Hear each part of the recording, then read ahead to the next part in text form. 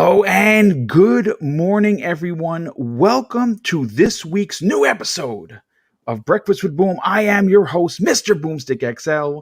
And as you can see by the screen, we're going to be doing things differently in 2021, and that is right. You're seeing Marvel's Avengers gameplay, and what we're going to be doing, because I was gifted a very, very powerful computer that can do all of the bells and whistles that I need to run this show. From now on, we are going to be having gameplay in the background, as well, of course, as the border, and of course the scrolling text that talks about the Patreon supporters as well as the channel members. And of course, this is something that I know I've seen on many other people's channels. I just didn't have a powerful enough PC to do it. Thanks to Mrs. Boomstick this holiday, I now do. So, of course, moving forward, you're going to see some of the hottest gameplay in the background. And hopefully we can increase the sub count and the watch count, because people have been asking for this, and now I can deliver. Of course, let's get into the incredible panel that I have scheduled here for today. And we don't have any guests, but we do have the panel members that are here each and every week. And we do have an outstanding show. And we're going to open it up with Resident Evil Showcase that happened yesterday. And my God, we have a lot to talk about. But let's get into the introductions. And of course, we're going to go with the chainsaw cutting best voice in podcasting. Please welcome Crispy Bomb. Boom has upgraded. He's got it going on now. Yeah, what's up, everybody? Good morning. I have my coffee. I have gotten some good sleep, and I'm ready to roll. Well, it's great to have you a part of today's show. Thank you so much for that. And yes, it's great to have you here to give us your candid opinion that we all appreciate. Next up, you know him as someone that is not only an incredible community member, not only is he an incredible podcaster, but he is a diehard gamer. Please welcome Dreadpool. Good morning, everyone. Yes, I decided to skip out on the bacon and eggs. I decided to skip out on the chicken and waffles. I decided to go for the bun and cinnamon. Oh, I'm not going to give them any props because they are not sponsoring this show. But if they want to, hit us up, and I will promo the hell out of that. Oh yeah, well, so would I. I would definitely appreciate any channel support from sponsors would be nice. Next up, you know him. He is someone on loan from PlayStation Nation, the subtle voice of the incredible trophy room, looking to take first place away from Kind of Funny Games, and I think he's on the path to greatness. Please welcome Mr. Bad Bit. Yeah, man. You know, how you doing? What's up, everyone? I didn't listen. Did I wake up 30 minutes ago thinking that, because my clock was wrong, it said 9:37. I'm like, I'm gonna be so late. Look, I'm at coffee. I'm ready. I didn't get any good sleep because I have been playing the Resident Evil demo. Yes, so good. I got some thoughts, so I can't wait to talk about it, man. We're going to open the floor with that, because that is a big deal. A lot of on top of that news, we got a lot of Resident Evil news to get into. More specifically, they kind of dropped a media bomb yesterday in a little. I don't know. The show was like 40 minutes or so, and it was packed with a lot of content. We're going to get into it. And last, and in no way least, our trophy hunting professional. You know him as BitCloud Gaming. Welcome to the program there, sir. What's going on? I don't know how you guys slept. I couldn't either. I haven't.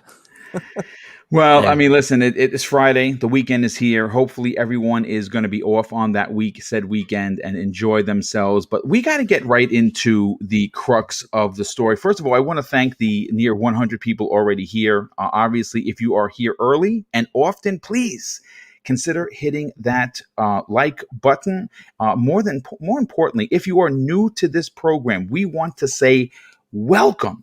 This is a safe space for gamers, not PlayStation gamers, not Xbox gamers, not Nintendo gamers, not PC Master Race gamers. Everyone is welcome here, and the chat is, in fact, a safe space, thanks to our resident sheriff, known as Lethal Papa, who walks silently and carries a really big and thick band stick, which he has been using because, you know, trolls just want to be trolls. And if you are one, look out, you're going to get banned. First of all, I have to thank Smitty Smith who opens up the show with an outstanding an extremely generous $20 super chat and says, "Good morning, everyone. Shout out to Mrs. Boomstick for upgrading and always taking care of Boom and the community. Salute the Book of X." Well, thank you. And I will definitely let her know she is a big fan of yours and she definitely appreciates the support you send my way. But let's get into what happened yesterday. Now, obviously, I think one of the most important and key factors for the Resident Evil Village that is going to be coming out this year was when it was going to be coming out. And we have a confirmation date of May 7th, 2021. I'm going to be honest with you, I'm a little shocked that it was that late. I did expect it to be February or March because normally, you know, they like to, that's when they release Resident Evil games. Obviously, this March, we're going to be celebrating the 25th anniversary of Resident Evil, which of course launched first in Japan on May 22nd, 1996, folks. And obviously, that game has 5 years changed. ago. Well, yeah, it's a long time ago. And I think what's even more incredible is that we have seen this go from the master of unlocking and a fixed camera to first person perspective and everything in between. We've seen remakes, we've seen gun games, we have seen failed experiments in the Umbrella Chronicles, which was not good. And we have now made it full circle 25 years later. For me personally, if you're a fan of the show, you know that this is one of my favorite series in gaming, number one. But Joe, we're going to start with you because you've been playing obsessively. I would like to say about the Resident Evil 8 demo, which is titled "The Maiden," and what the crux of this particular demo is. It's not a shooty bang bang kind of a thing. It's more of you're running for your life and you're sneaking around like a rat, and you're trying to escape. Now the demo isn't that long, but it's creepy as F. And I played with, of course, the new pair of PlayStation 5 Sony headphones. Oh, he finally got him. Oh yes, I got them a couple weeks ago. Oh, Finally, okay. my collection is complete, and I got to tell you, man, I played in the dark, and I had the red lights going on behind the TV because now I have the ambience for the big screen. And shit, man, I got to be honest with you. There were a couple of scares that made me jump, and I kind of hurt my back on Tuesday, so it wasn't good. It wasn't good. Joe, what are your thoughts on the demo that they dropped yesterday as a surprise to all PlayStation 5 owners? You're muted, Joe. I think you're muted. You're muted, Joe. Sorry again. I'm so tired. So I played this at 1:00 in the morning. I wanted to get the full effect, and I definitely did because immediately, well, you're in a dungeon, like you wake up on the floor, and like I'm just like I've made such a big mistake. Yeah, I love it. But I committed, man. I committed. I was I got to first shout out something that never really gets a shout out. Shout out to the Tempest sound of the PS5. Yes, the sound in this demo, crazy like, good, insane. Like you could hear and you could pinpoint locate where roaches were on the floor. Like the sound is just that great. And it was like an ogre thing they cut from the demo. You can hear it in the dungeon on the right side behind the wall. You can hear it scratching, like trying to come at you. It's like, okay, you hear the scratching. What's gross? You hear the blood dripping. If you walk past the chain, you hear the chain rattle. When there's a particular point where a lady that's dead slumps over mysteriously, of course, and you hear it. If you're down the hall, you hear it. Yeah. And you're like, what the F just happened? Yeah. And I need to leave. And the second thing that I was just like enamored by is when you walk into the main hall and you see the chandelier and the lighting off of that. Yes, it's crazy. Yeah. unbelievable. Yeah, like I was asking my co-host Kyle before I started this demo. I'm like, all right, so like, what am I gonna expect here? Because I'm a fraidy cat. Like, are there any ghouls or are there goblins? Like, what's up? And he's just like, it's not that type of demo, but it's really good at building tension and kind of what you're going to expect from this game. And it just looks this truly looks like the first AAA next gen game. Like, yes, it's coming out on PS4, yes, it's coming out on Xbox One, but it really does feel like and look like the textures, the lighting, the sound, like this is gonna be a real, next gen experience that I felt out of that demo. So honestly, my first impressions, I'm like Ainsley right now.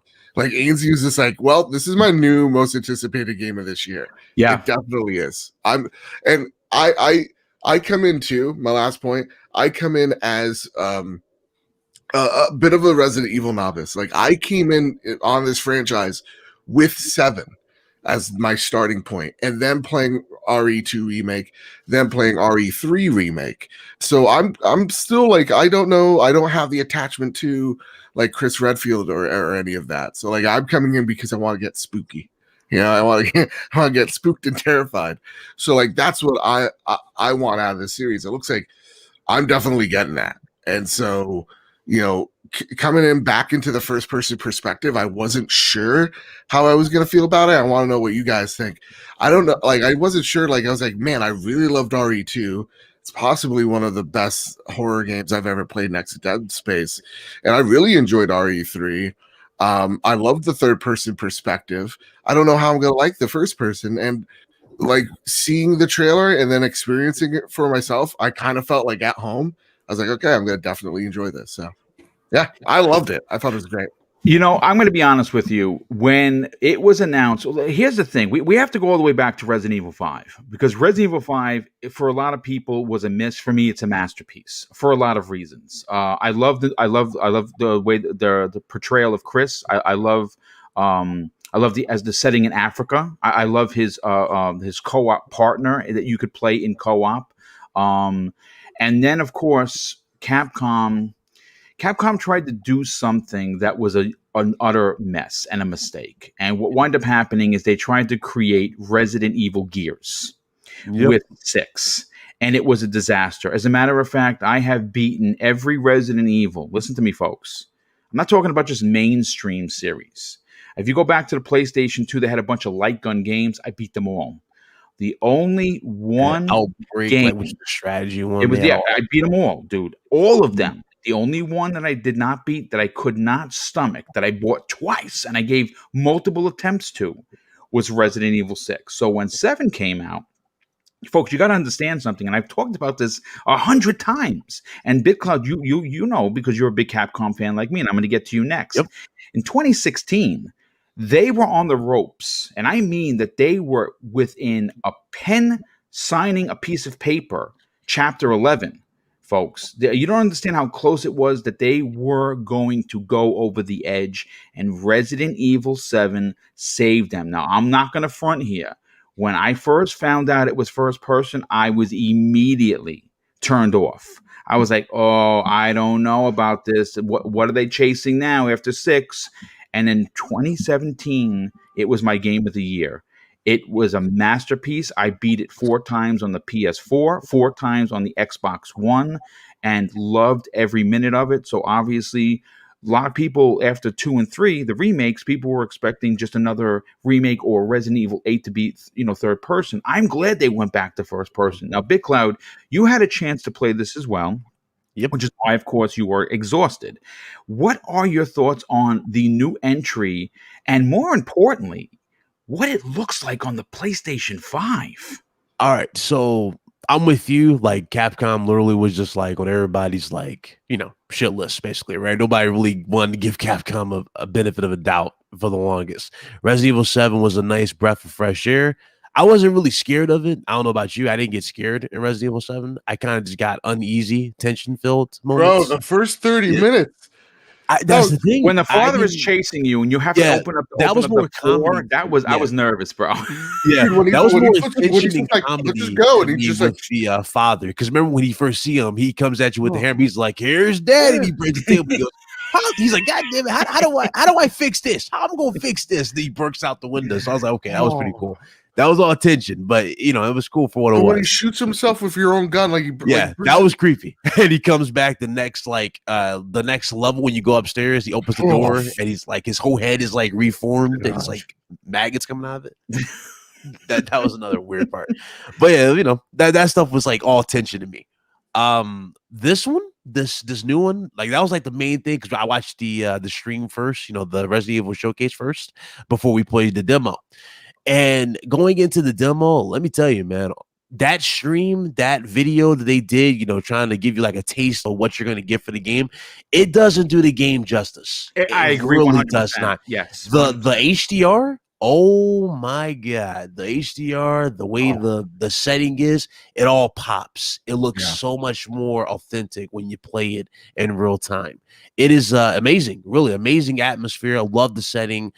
The way the demo starts off with you being in the dungeon, you being one of the handmaidens of the I guess the vampire or the crew. You find out that those three particular vampires who like kind of do the bidding of the tall woman, those are actually in fact her daughters, not her like coven. Those are her daughters. Yeah. And the reason why you're even in this situation with this maiden is because the maidens made a mistake and opened the windows, and they were like, when the women were complaining about the house being stuffy, they opened the windows and they were like, no, they all like told them to shut it, and they killed them out of anger.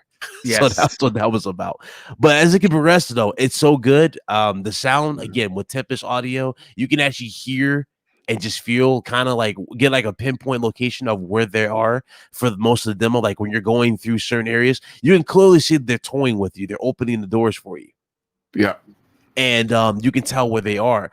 Of course, when it gets to the ending of the demo and you see the tall lady and she does those like crazy long fingernails, Freddy that Krueger. kind of immediately, that kind of made me think that she was like a perfected tyrant from Resident Evil 2. Yes, interesting. And that's what I kind of got. I was like, did they like make like did they perfect the tyrant and like, you know, molded with vampire DNA or something?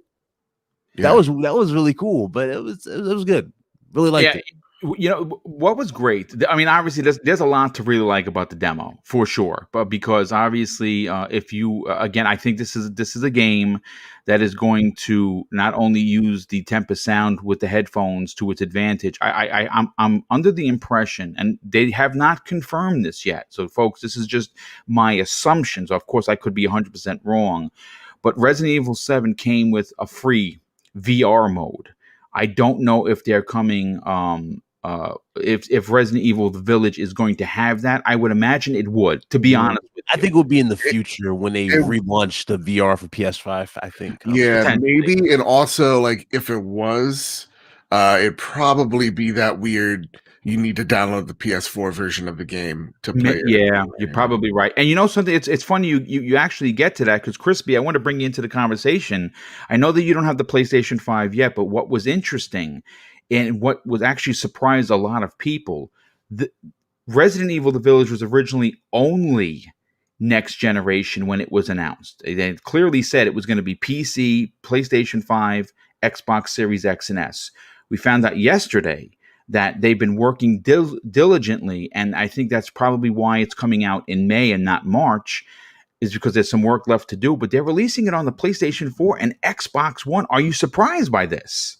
A little bit. I mean, you know, that's not originally what they talked about. So a little happy about that. I mean, type of game I would pick up, you know, at a discounted price or something, especially knowing my girlfriend loves these spooky games. Me, it's really probably not going to scare me. I've been watching the demo. I've watched it a few times.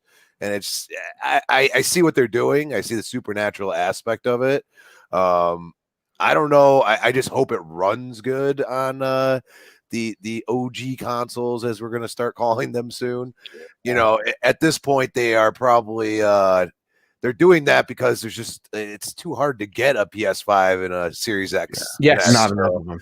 I got a question for you, Christy. Are you just like, are you not afraid by like scary games? Because I know some people are like, nah, like they love scary movies. They don't like scary games because it doesn't evoke the same like, you know, adrenaline, I guess, or whatever. I mean, I'll be honest, very few and far between movies themselves have gotten me scared. I'm literally one of them people that are laughing while they're walking through the haunted graveyard when you're you know, in Halloween time. So I don't know. It's hard to scare me. Like, yes, there's things sometimes like some of the Paranormal Activity, some of the parts in that got me a little bit, but like it's few and far between. It has to be very unexpected. And you know, I get what they're doing. It seems like they're going to a more supernatural part of it. I'm with you on that, Christopher. I just wonder. I wonder how they're going to tie it all back in. You know what I'm saying? You know, because it feels like they're just trying to make like Resident Evil its own entity and have like different branches of it. So you know, it's a little off for me because, you know, I'm used to what they have always had. And I feel like they're using the remakes as like the catalyst to like the original of what it is. And it's like, but are they going to bring it back there at some point? Because I know a lot of people that might not want to play this game just because it's first person. You know what I mean? They might be off put on it. So you know what I've gotten the main takeaway from. I'm sorry. Oh no, I was just saying that's the thing about horror movies. We've seen so many of the same scares. It's hard to really scare us over the years. Yeah, you have to be really smart about it. Like Midsummer is terrifying because it's just so different. At least to me, and I'm also a scaredy cat. But like, the one thing I got out of Crispy Bomb's comment here is when it's the end of the world, a zombie apocalypse, Crispy Bomb's the leader. Because he's gonna be a cute, like a cool cucumber, and we're all gonna be freaking out. And he's gonna know what to do. He's gonna have a cool mind, you know. He's gonna make the new Zombieland rules. Yeah, there you go. There you go. Faster. I got a machete for a reason, Joe. Number one, guys, cardio. Yeah, absolutely. Well, you definitely got to keep it up because you got to run from these things. Then I think a lot of people are going to be in big trouble. But Dreadpool, let's get your opinion on this. Look, I don't know what your affiliation is with Resident Evil, but did the meter move for you at all with Resident Evil Village? Oh yeah, definitely. It definitely piqued my interest. Everything always piques my interest, right? So, but this one definitely does it.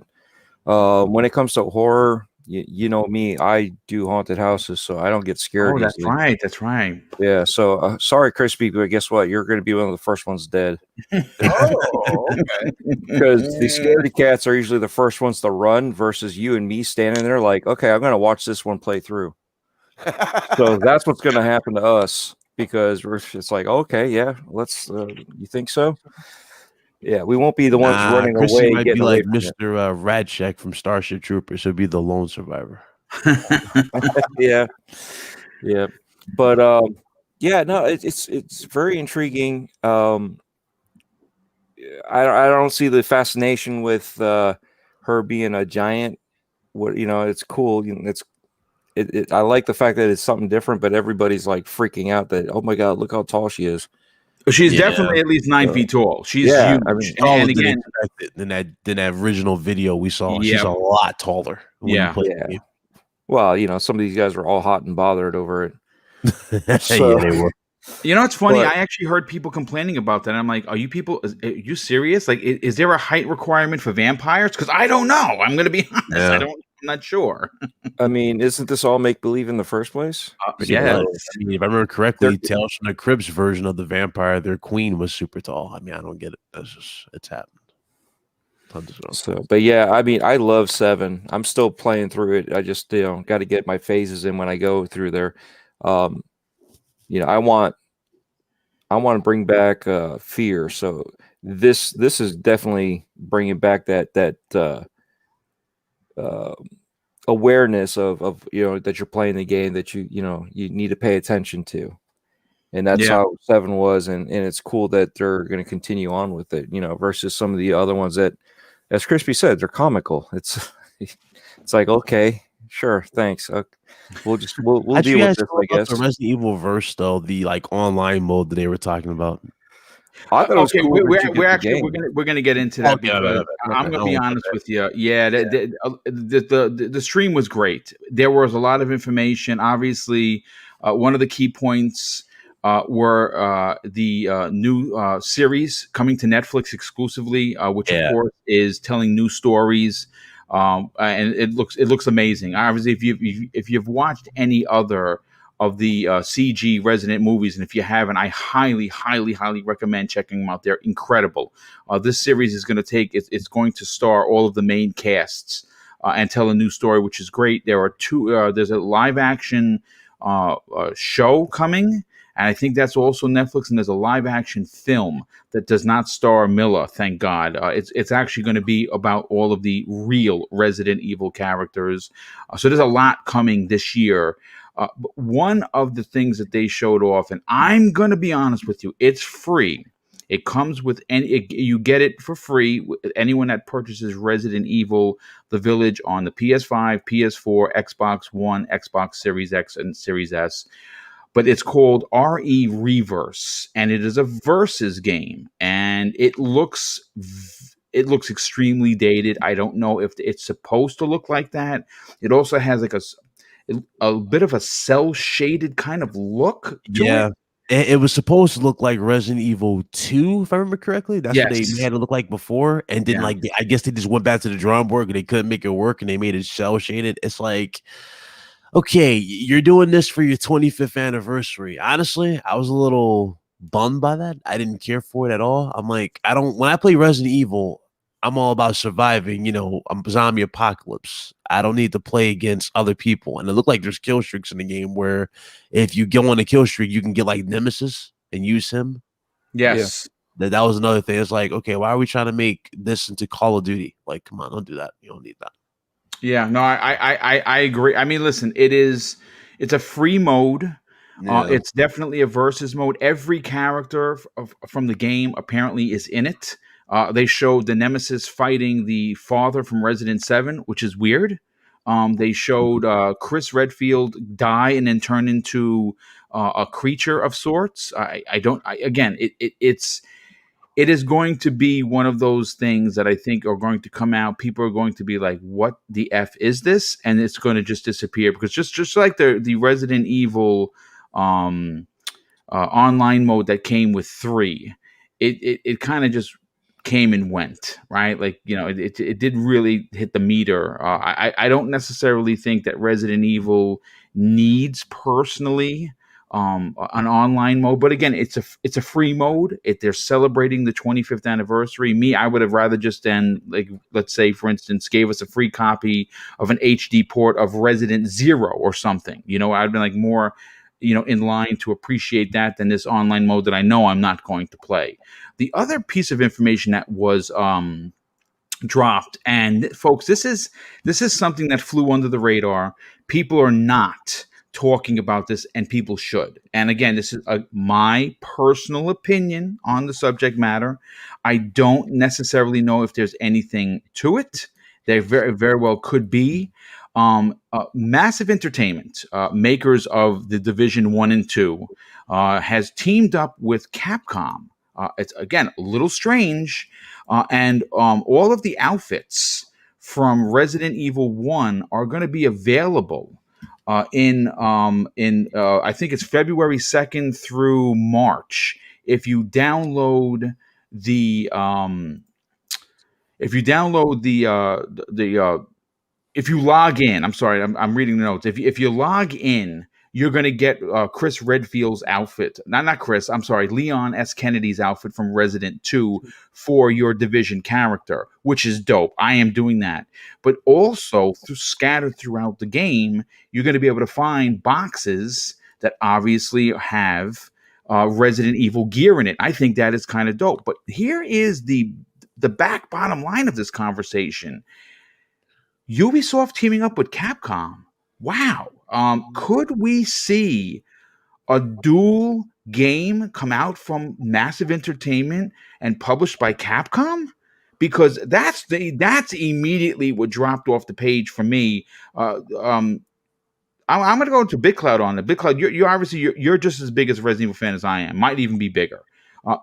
Is there something here, or am I digging too much into it? Nah, it's possible. When there's smoke, there's fire. Definitely, I could definitely see something happening. Okay, so I mean, I know I'm not crazy then. I know that there's something a little there. odd. They just announced this on their 25th anniversary, and like, oh, we're going to do this. Nah, there's something else to this puzzle. They're definitely going to do something for sure. Yeah. I think so. Joe, are you there, brother? I don't know if he said he'd be right back. He might have. Oh yeah, okay, yeah, he did say he'd be right back. He needs coffee. So, Crispy Bomb, let me ask you a question. This was a surprising move, and again, it's only outfits right now, but it is a little bit of an odd, team up. Ubisoft, Capcom. I like it because I think Massive, if they had a Resident Evil franchise that was an open world, we could get something really special. They're doing a Star Wars. I don't know. Could they take on a Capcom IP as well? Were you surprised by this? Oh, a little bit. I mean, virus and virus, so kind of interesting play on that. Pretty interesting because Ubisoft does have the infrastructure already for a pretty brilliant open world. Especially they came back tenfold with Division 2. They definitely. The only thing I didn't like was the story about it. It didn't grab me like the first one did. But the gameplay was much better. A lot less glitches, stuff like that. So definitely, they have the formula. So I'd say why not? Like it would be tough for Capcom to do something like this with everything they have going on already. So you never know. I mean, Ubisoft has done crazier things. So yeah, no, interesting for zombies though. In the what's it called, the Dark Zone for the Division? Is that what Yeah, they've been asking for like zombies. So I mean, that would be interesting if like they teamed up with Capcom and they gave them their own zombies. That would be kind of dope, dude. I'm not going to front. Yeah, I'll add more to the tension feel because like Days Gone was like that. You had like a bunch of tension with the the freakers and just dealing with the actual people. That'd be cool.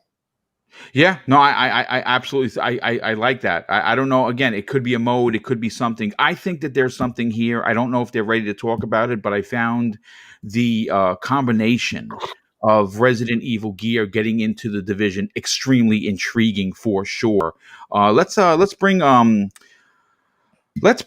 into the conversation. Dreadpool, I don't know how big of a fan you are of The Division. For me, it was a game I put 1,000 hours into. I'm a big fan of 2. I did not like 2 as much as I liked 1, to be honest with you. Maybe because I'm a New York kind of a guy, and Washington just didn't do it for me. But hearing that there could potentially down the line be a combination between Ubisoft and Capcom has me very excited. What are your thoughts on the gear getting into the Division 2? Oh, it's perfect marketing for both of them. I mean, look at it this way. We're going to be playing Division 2 all over again, adding some more hours to it. And at the same time, it keeps Resident Evil in the forefront of your mind. You know what I mean? So you're going to be grinding to get all the gear to be able to show off you got it. So you're playing the game, you're putting on the costumes, you're getting the gear, So yeah, it's a win-win, especially for us, mostly for us.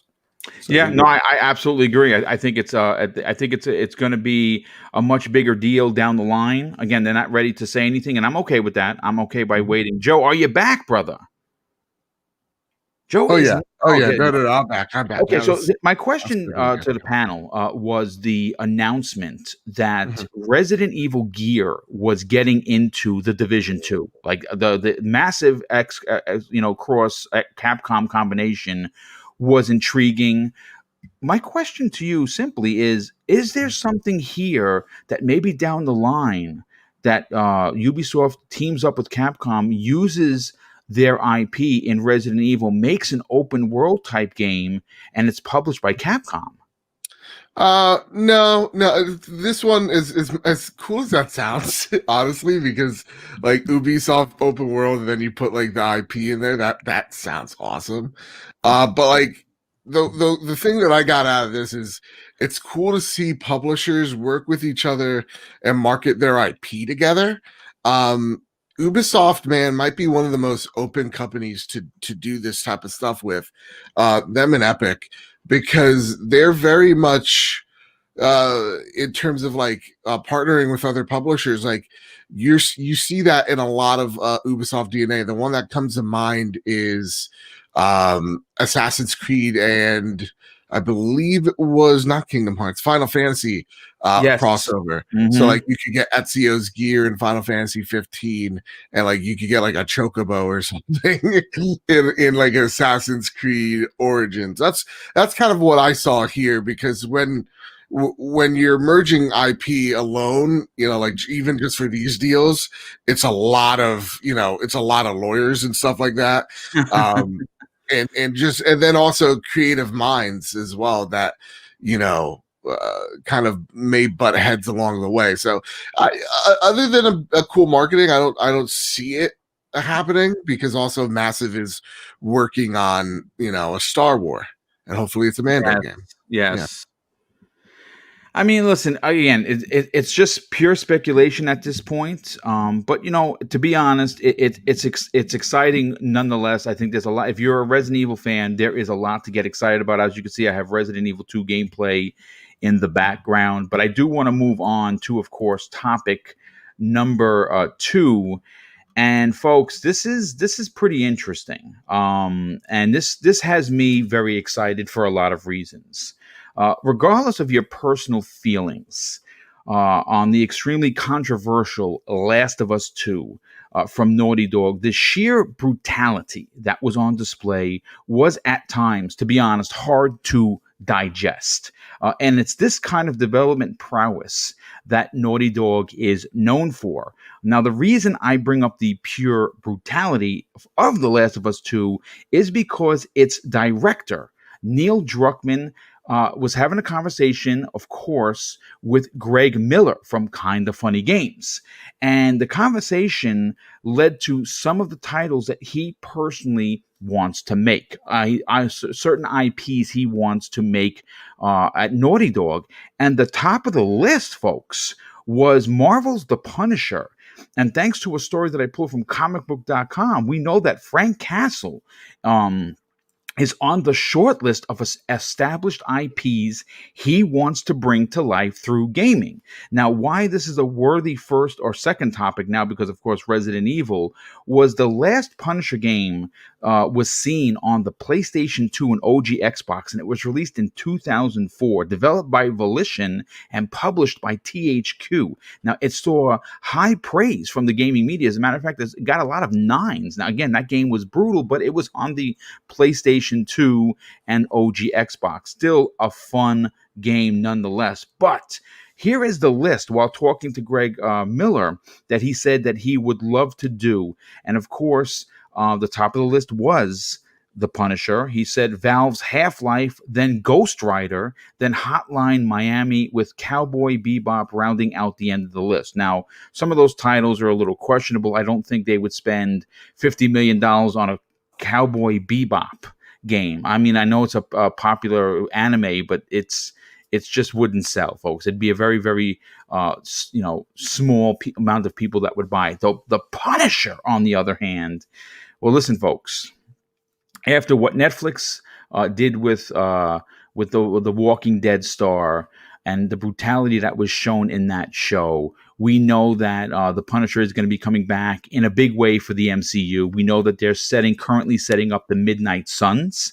Of course, with Blade being announced with Mahershala Ali, we have Rogue, one of the Star Wars. I think it's something Isaac.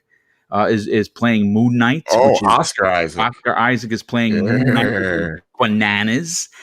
So it looks like they are going to be setting up the Midnight Suns. And of course, the Punisher is a part of that crew. And I got to be honest with you. I think the world has been clamoring for a Punisher game. If, as a matter of fact, every conversation that comes up with the MCU, people are saying, yeah, we want a Punisher game. The question is, and I'm going to go to BitCloud first on this, could Naughty Dog pull off a story-driven, detailed as F kind of a, brutal Frank Castle for the for the PlayStation 5 as an exclusive. Oh, come on, Boom. You seen what they did with The Last of Us. Now, Yes. man, bro, they would kill it with a Punisher game, especially if they were given the full creative freedom with it, just have fun with it. Bro, hell, they could bring back I forgot his name, who played the Punisher in the movie.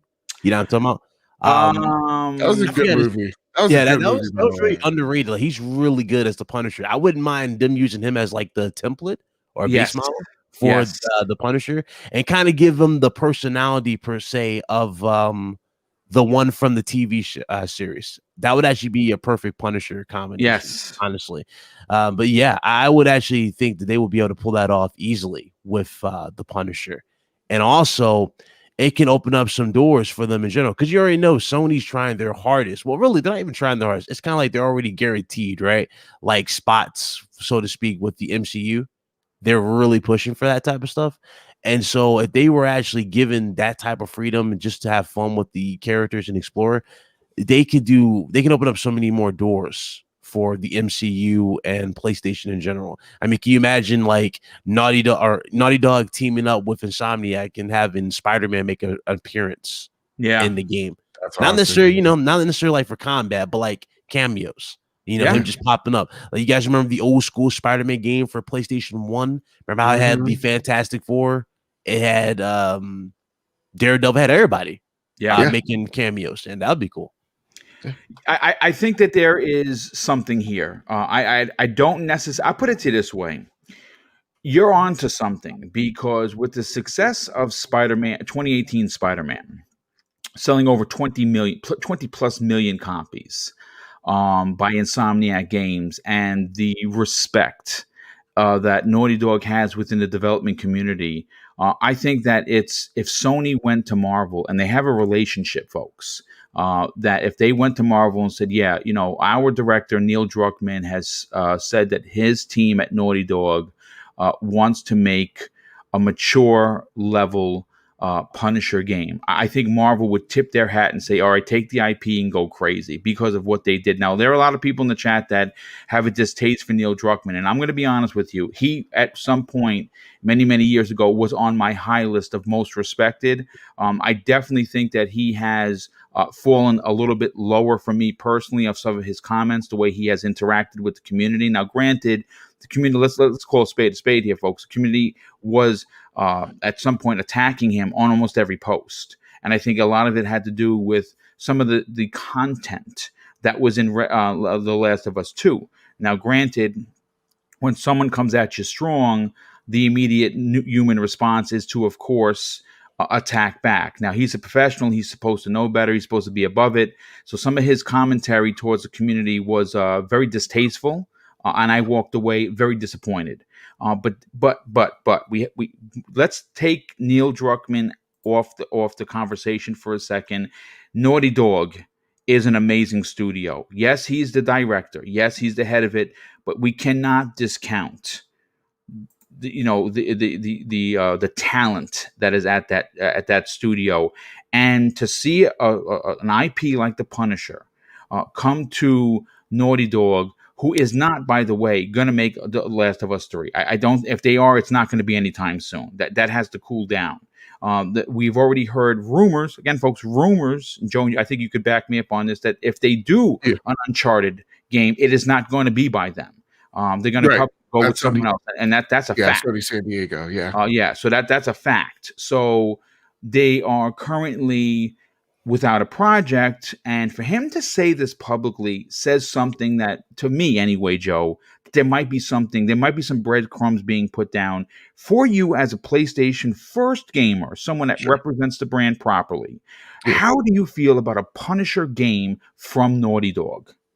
I like Neil Druckmann a lot. I don't do, like, in terms of like think of like developers or people. I don't do the whole I don't have a high list of like people are people, and he just has a title type of thing. I know he's extremely talented. Yes, he is. There's no doubt about it. Yeah, and people's personal feelings. Yes. Yeah. So, like, personal feelings aside, he's an extremely talented dude. So he could go out there. He right now is the co-president of Naughty Dog. and he's there for a reason. It's because he is as good as he is, and really has free reign to do, from what I understand, literally anything he wants. Yes, because that is correct. what he touches turns to gold in multiple ways for Sony. So for him to say, I want to take on the Punisher, or would like to, is very pie in the sky. That means it's probably not going to happen. Rumor is that Naughty Dog has a space IP that they want to do. I don't necessarily believe that. I think that's Santa Monica's thing. Yes, But we're going to talk about that next, and we have Yeah. good information that you are onto something with that, dude. Mhm. So I definitely feel like if I'm gonna do pie in the sky, what I want the Punisher to be, I actually think Neil's kind of the perfect fit. I like where you guys are going here. I love John Bernthal in the Netflix show. Yes, I think he absolutely killed it, and I think honestly, if they wanted to, they could even bring him back on. I know he loves that character. He absolutely loves that character so much. So I think if you asked him, you wouldn't be having to pull his arm much. Well, he's to- already yeah. been public that he the one thing that there's a couple of things for exactly what you're talking about. First of all, head of Marvel, Kevin Yeah. Feige, has already said that he wants to bring him back. He's one of his favorite actors, and he loves the portrayal. John has already said he wants to come back. That's a confirmation. When you have the head of Marvel, the head of MCU, and you have the actor on the same page, now you have Neil Druckman, who basically you're onto something. He can do whatever he wants. Mhm. Mhm. They get this guy to voice Frank Castle and even model him after the character. Yeah. You might have a three-way explosion. You know what I'm saying? Because Marvel is going to want to reintroduce the Punisher, right? We do know that they're doing a multiverse. So the Netflix. I mean, for instance, Cox has been finished his filming for Spider-Man 3, so he's coming back as Daredevil. Jessica Jones is supposedly coming back in She-Hulk. So I mean, they're going to bring John back, and if they do, what better way to reintroduce the Punisher and the brutality we saw in the Netflix shows than a game made by Naughty Dog, who knows how to do it? I like that a lot too. And like the real talk, my favorite is Daredevil. I can't wait to see him in that Spider-Man film. It's happening, folks. It's gonna happen. So like for me, the other thing that Marvel kind of wants to do, and I feel like Neil is actually kind of the perfect person to do it, is take back the Punisher symbol. Punisher symbol is has seen better days. It's certainly, unfortunately, I know that we don't want to turn this into a political Exactly. hoo-ha, So I but think we know exactly what you is- mean. Yes. Yeah, I think he's the perfect person to do that. And so to redefine what that symbol means to people, I think is so needed. And I think he's the person that can write it to make sense. And yeah, like when I'm thinking of like brutality of the Punisher, you kind of want a studio that can pull it off and that can really do that and then some. And I think Last of Us, especially too, can prove that it could go brutal. It's not going to hold your hand. It's gonna kick you in the feels multiple times. So I'm totally down. I would love to see that. And also, real talk, that Punisher game, I remember playing it. My one friend rented it from Blockbuster. This is dating us back, but like he rented it from Blockbuster, I think 8 times. 8 or 10 times. Like, dude, it's one of the best games I've ever played. Hey, Joe, if you know what they do too, that theme song from the first movie. Oh God, bring that back with the game. Bring that yeah, dude, you could do like some type of like, maybe it's because I'm playing it, but like some type of brutal like Hitman. Like you got contracts, you got like these no good guys, and you're like there to hunt them down. Like Jesus, and have like some crazy like they don't have to go nothing crazy like elaborate. Like, you remember how in the movie like there was that part with the cars and he like blew up all the cars. Yeah, to make that's what I'm thinking. Yeah, they don't have to do stuff like that, but they could do some crazy stuff like that. Have like symbols everywhere. Yeah, no, that would be cool. And like you get to, maybe we're making a Hitman game, but like you're like you could assassinate them or like hunt them down in like different ways. You could replay those levels. Like that would be awesome, man. They might make you think it's a Hitman. Then the last second he puts on the vest. And has Dude, I mean, it's. I would hate to be in I'll that. put it this way: the potential for a AAA Punisher game by Naughty Dog that would, of course, be an exclusive for the PlayStation 5 would be epic, and it would be a three prong approach. Marvel would win on it because they're looking to reintroduce the Punisher back into the MCU. Oh, yeah. Naughty Dog would win, and the fans would win. I just think that it's something that we all want. And again, no one does brutality like Naughty Dog. Plus, they're really having. I don't know if y'all noticing this, but pretty much the MCU now is like it looks like they're having their separate like styles for this now. Like they're having Yes. rated R versions of these characters now. Like Deadpool Yeah. is rated R, Yeah. and I'm guessing Blade is going to be the same. I would imagine so. Yeah. So I would say that he will fall very easily in the rated R category for what they want to do for him. Yeah, and I think it'd be a good move. Dreadpool, let's get your opinion on this. What are your thoughts on the potential of a Punisher game by Naughty Dog? It'd be cool if he wore pink. No, I'm Well, kidding. I suppose it could be an outfit. Yeah, no, I'm kidding. I think it makes sense. You know, with everything that they've done, they are doing a very good job of. I mean, you put the character in there in that game and just put a Punisher shirt on him, and it could almost be that. You know, it's just zombies instead of people. So yeah, I mean, it's a smooth rendition. They already have the experience with what they're doing. Everybody's put great points of bringing a hitman and you know getting those contracts in there. So yeah, I think they could pull it off, and I think it'll be a fun game. It'll be a great game, and they'll do the character justice. Yeah, no, I agree. I think they could do a great story. I mean, obviously, there would be some aspect to an origin story. We'd see how it all started, but this could be, done in flashbacks. Well, obviously, Naughty Dog has done it. They did it better in other games with Nathan Drake, in my opinion, than they did. Again, one of the things I disliked about The Last of Us 2 wasn't the content. Content was fine. Well, that wasn't controversial. I just thought that for me as a gamer who appreciated a new character, was a fan of another character who then became not a fan, I did not like the flashbacks in the order that they were done. I like how you. I love how you said that. I don't know why it's. You did a great synopsis. I mean, listen, I don't want to ruin it for anyone that might want to play the game. I'm trying to be fair, but again, for me, the better of last year's games for PlayStation was Ghost of Tsushima. I think the score should have been reversed. I think Big Cloud agrees with me on that. But again, everyone has a different opinion, and that's awesome. But let's get Crispy. Crispy, like I said, you are someone that understands and appreciates gore because you play Gears of War, and they do it fantastic. What are your thoughts and theories on a potential Naughty Dog produced Punisher game for the PlayStation 5? First off, I just want to say I feel like we've been speculating about this game for like 10 years now. Yeah, that's true. That's true.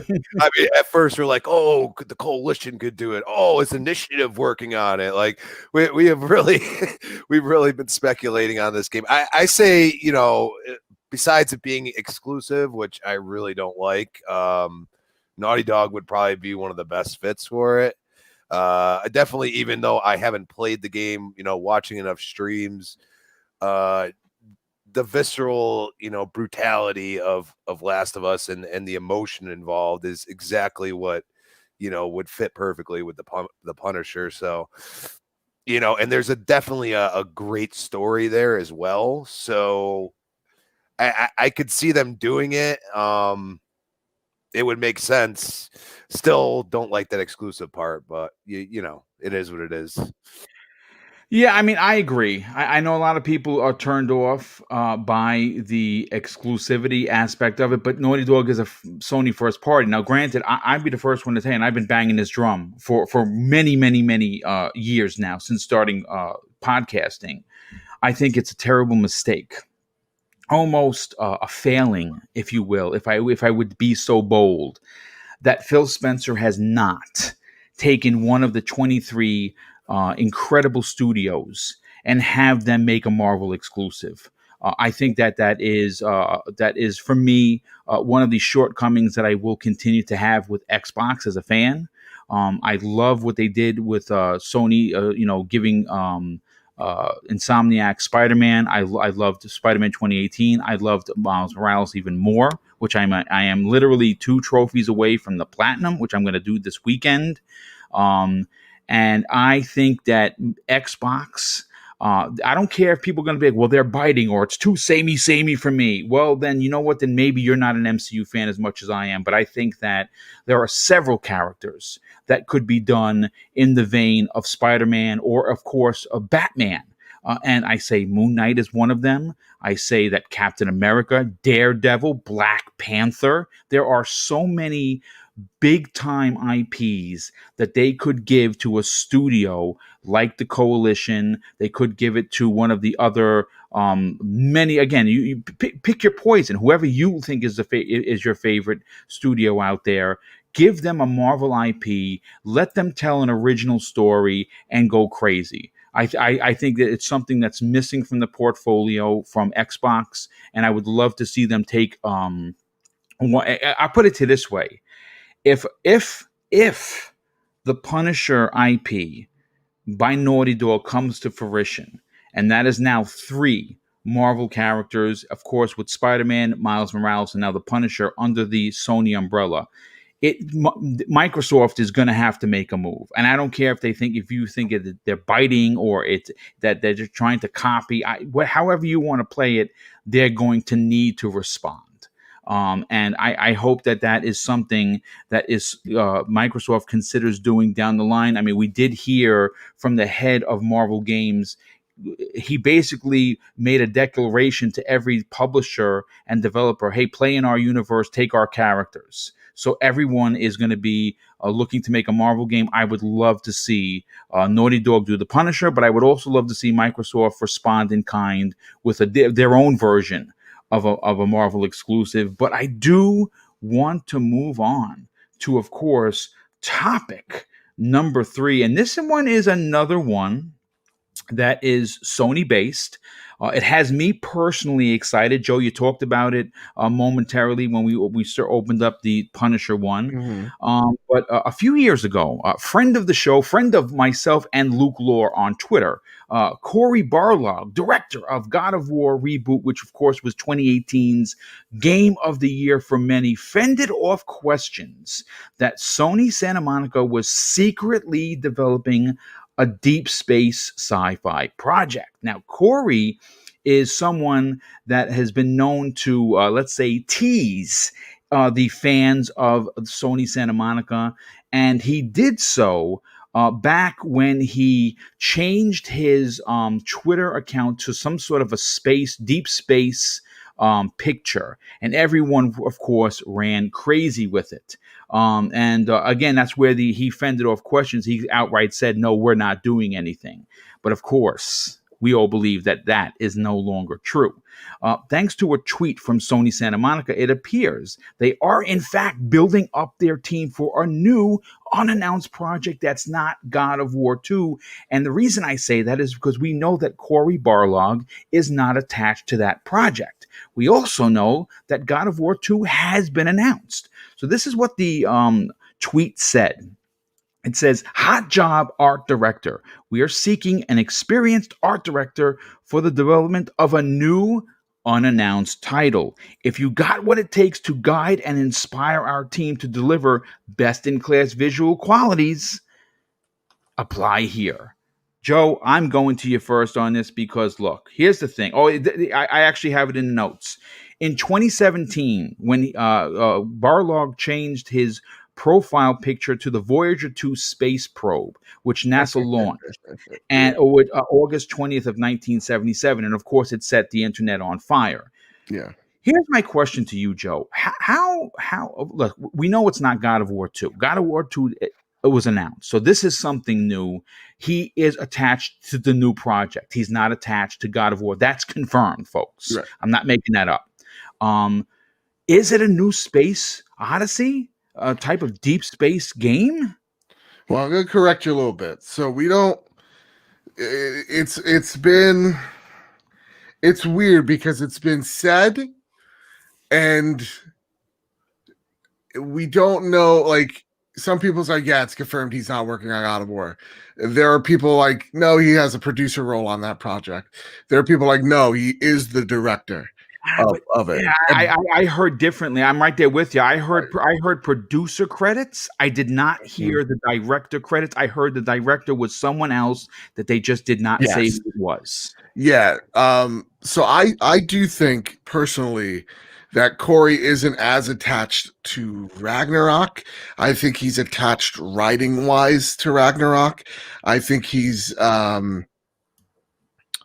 I don't know, you could go both ways in saying that this is a very, like, the franchise at this point is very personal to him.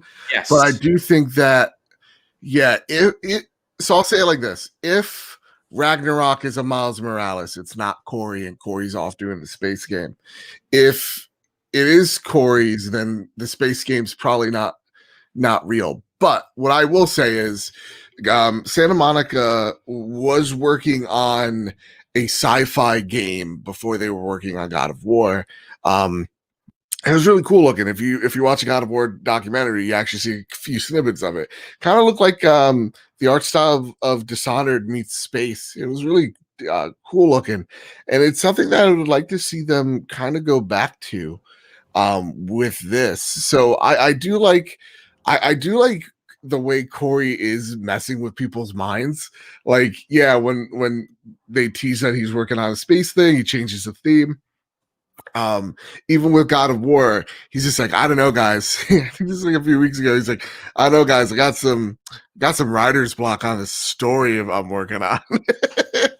Like, teasing him with Ragnarok. So knowing that they're hiring writers, that they're hiring art folks on the projects. I don't know if it's an art director role, but it does go to show that they are very much in pre-production. This thing isn't going to be coming out in a while. And it also, I think the bigger thing here is, I think we're starting to see Sony start doubling up teams in their studios, because Naughty Dog kind of tried it with Uncharted while working on The Last of Us, and it worked halfway there.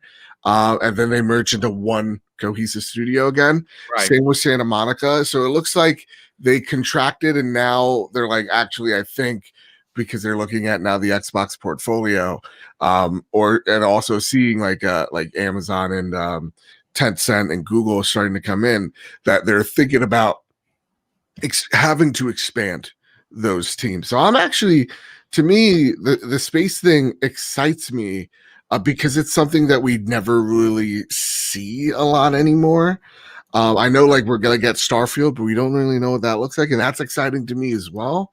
But we never get like a really more grounded, like, space themed thing. We always get this high sci-fi where it's kind of like you get a Mass Effect, right? Or a Dead Space. You don't really get like an Apollo 13 thing. And that's what I kind of hope this is. Something that's a little bit more grounded in reality, and something that's going to tell, again, what Santa Monica is really good at, and a really awesome story, but only time's going to tell. To me, I think the expanding of the team is super exciting to me, because I want to see more of Naughty Dog. I want to see more of Santa Monica. I want to see those creative juices going on there. Well, I agree with you. I think that there's something to be said about having a talented team like Sony Santa Monica have multiple teams, so they can have multiple projects going. Yeah. Nobody wants a guy. Again, this is just me being a fan. It's not me being critical, but God of War 2018, okay, came out, fantastic game of the year. It's 2021. Do I think God of War Ragnarok is coming this year? I do not. No. I honestly don't. I think everyone agrees with that. I needed not to, actually, because it's my fantasy league depends on it. Okay, well, there you go. You have a personal stake in it. Personal stake. But I don't think it's so. I mean, it would be great to have games every 3 years. But it would be great to have games that told different stories. Yep. And it would be great to have these big time Sony teams making bigger games and having multiple IPs, potentially whether they're licensed or original IPs going at once, so there was a quicker turnaround for their projects. That's just me. Let me go to Crispy Bomb on this. Crispy, when you hear that there is potentially a space IP coming from the team that brought us, of course, God of War, which again was an established IP that was rebooted and rebooted well. I like the idea of a new IP from this director and Cory Barlog and that team at Sony Santa Monica. First of all, do you believe that this is what's going on, and do you personally want to see that exist?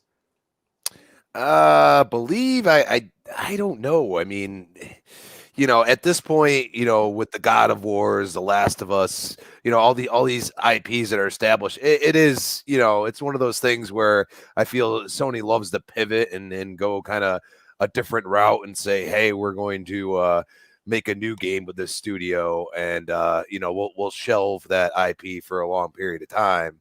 Even like, when's the last time you got an Uncharted? And people are kind of like, we want one. And, they really haven't said much about it. So yeah, it's possible. I mean, they really haven't had an IP of that sorts in a long time, if ever, like, especially with the pedigree that they have there. So, I mean, it would make sense to make it more story driven. Like, you're not just flying around in space and like doing the things you do in like No Man's Sky and stuff like that. More like a full thought out story would be logical, because I feel like every game that goes into space really just wants you to be able to go everywhere and do everything. So maybe that type of game that would make sense for them.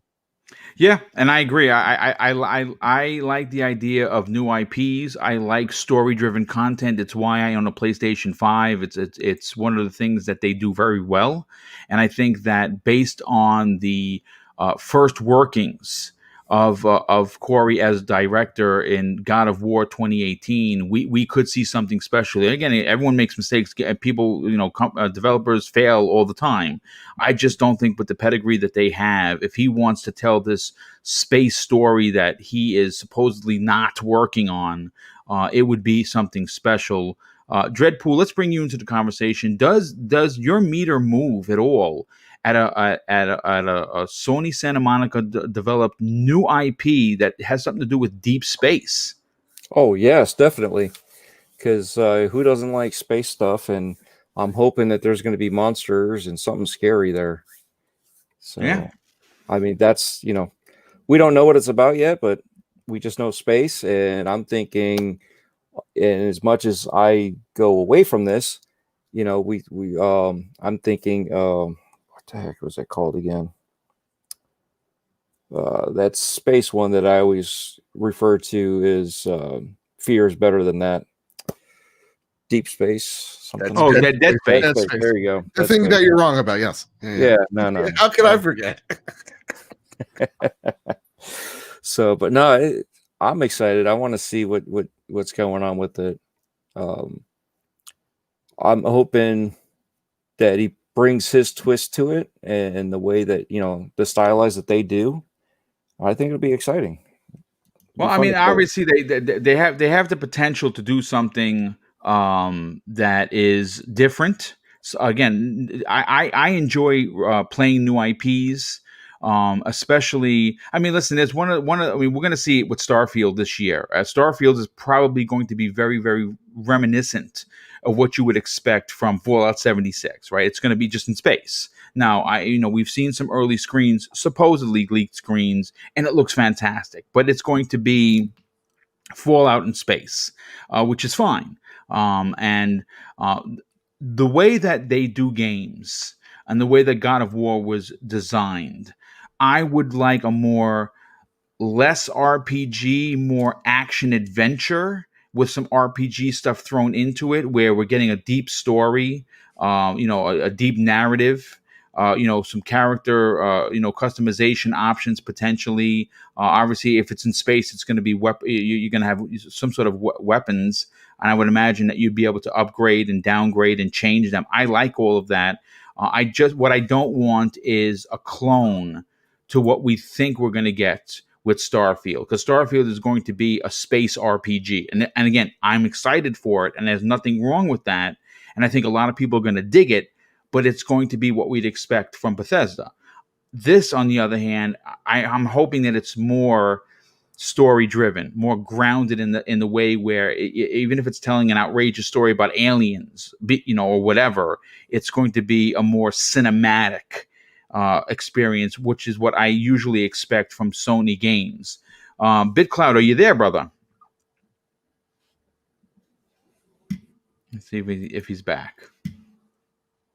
Okay, so BitCloud is not back as of yet unless his mic is muted. BitCloud, are you there? Okay, so he had to step away. We will get him back on this topic. Let's move into topic number 4, folks, and we're cruising along, which is great. Team Ninja, the makers of many incredible titles over the course of the last few years, was tasked to recently to do something for the Nintendo Switch as an exclusive. And of course, that was Marvel Ultimate Alliance 3, which of course is, again, I don't know how many people have the Switch that bought that game. It is fantastic. It's a game that people scratched their head about why would it be exclusive on the Switch, and that's because Nintendo went to town and jumped on early to get that exclusive. Otherwise, it wouldn't exist. If it would not have been published by Nintendo, it was not going to exist. So that's great. And we've seen them do that with Bayonetta, for instance, with Platinum Games. Bayonetta 2 would have never existed if Nintendo would not have backed it with their own monies. The same way they are backing Bayonetta 3, which is currently in active development. And hopefully we'll get some new information this year about maybe getting it this year or potentially early next year. But of course, we are talking about Team Ninja. Now, Team Ninja is also known for games like Neo 1 and 2, which are fantastic. And of course, Ninja Gaiden.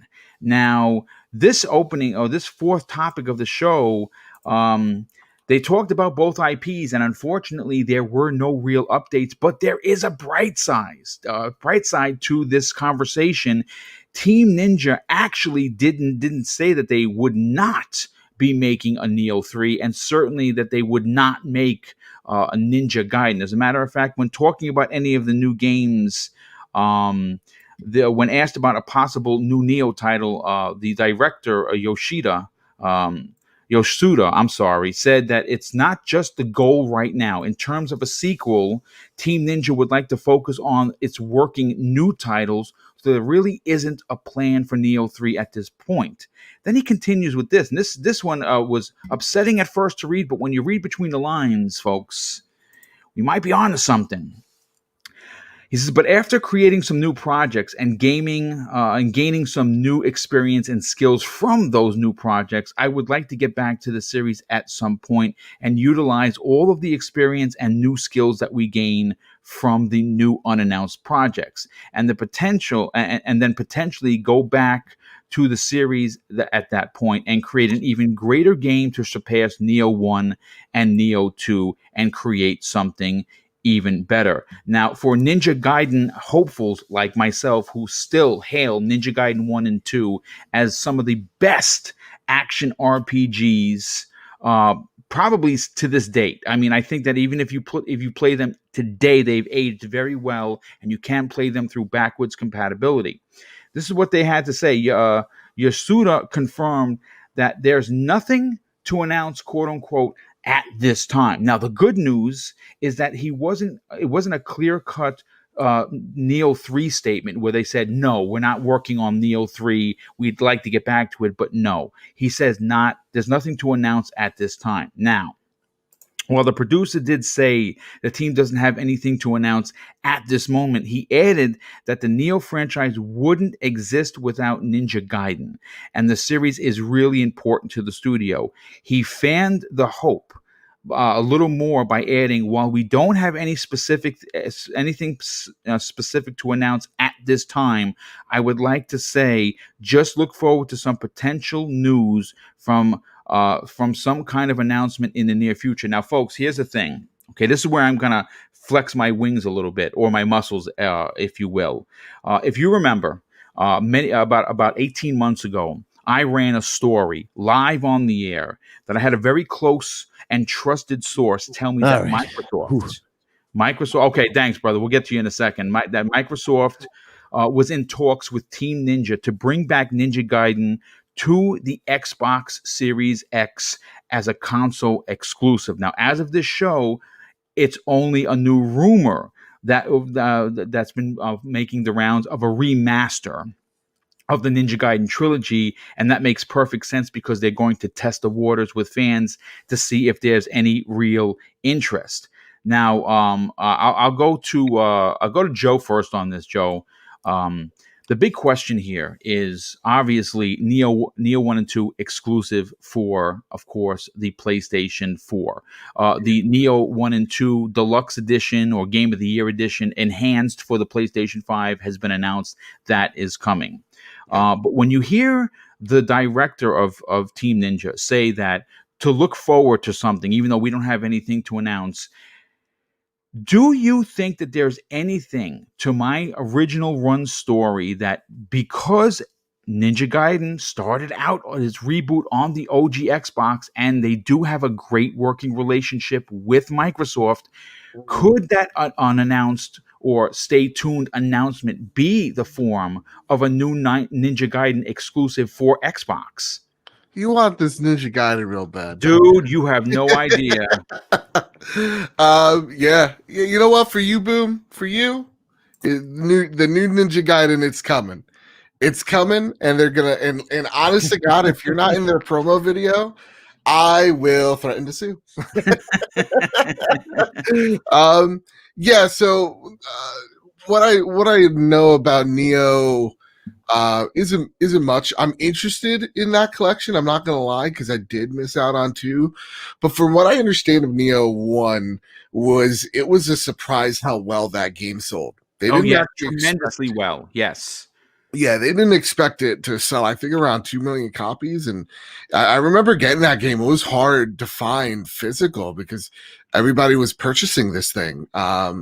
So I know, though, with Neo 2, it was a different story. And that one, for some reason, you could play multiple things on it, but great game, but it didn't hit as well commercially. Yeah. And you know that when Sony brags about it, when Sony's silent about something, it means it didn't do particularly gangbusters. So, with this new collection, I think is another opportunity to go, okay, is there something here, or was this first one the outlier? So I definitely think Neo 3 isn't happening anytime soon because they're making way for Bloodborne 2. Let's do it. The true game that needed a sequel that never got one. All right. What do I have to do? Who do I need to bribe? Let me know. Someone out here, let me know. But yeah, that's what I'm kind of thinking is they're working on new stuff.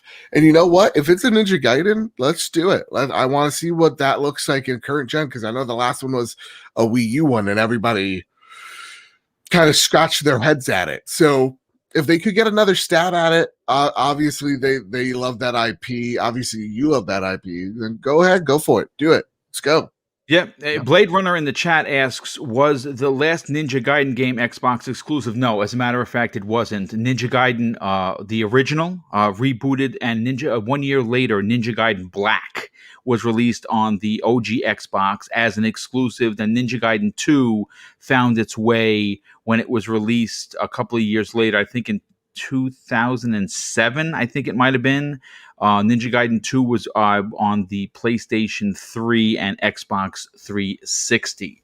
But for me personally, Ryu Hayabusa is a name that has been away from gaming for too long. I mean, at this point, I would honestly take Resident Evil 2 remake of Ninja Gaiden 1 or Ninja Gaiden Black for the Xbox. If they didn't want to, redo the entire series, they didn't want to reboot it, which I wouldn't mind either way. But if you told me that Microsoft contracted Team Ninja and they are remaking Ninja Gaiden Black for the Xbox as an exclusive with some additional content that wasn't in there originally because of what the console could handle at the time, I would be all for that.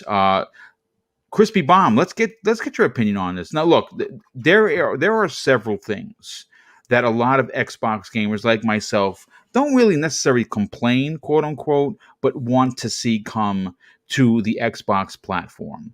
We talked about it moments, the last topic regarding Marvel. I still believe that there is room in the repertoire or the catalog for Microsoft to have their own Marvel exclusive. I don't want to see them get to do a DC exclusive because I don't want it to be Superman because who cares about Superman, right? Whatever. But I would love to see them tackle a big Marvel IP. They're missing that. One of the things that are coming, we do know that games like Senua's Saga, and we do know that Perfect Dark and Fable, those third-person type of games, they're coming, right? The first-person, story-driven, adult-themed games in Perfect Dark and Avowed, they're coming, right? We're going to get those games. But the action adventure type of game over the shoulder that Sony is so known for is something that they don't have currently. And I would love to see Ninja Gaiden be one of those games. When you hear the director of Team Ninja say, listen, Neo 3, no dice. Ninja Gaiden, nothing to announce yet, but stay tuned. Could my source be onto something regarding a Ninja Gaiden exclusive returning Ryu Hayabusa to Xbox where he started his reboot? I could see it. I mean, it's one of those games that would definitely go into Game Pass well. And that's the whole point. I would feel it would be more of like a remaster / remake. That would probably be the start. I mean, this IP hasn't been touched in a long time, and I mean, it did okay, but it never it didn't blow people's minds except for Boom. But it's something that they definitely could use Game Pass to help, bring eyes to the game. And then if it has a good engagement, then you go from there and see if you make something new. But right now, I mean, we really have no clue. Boom is hoping.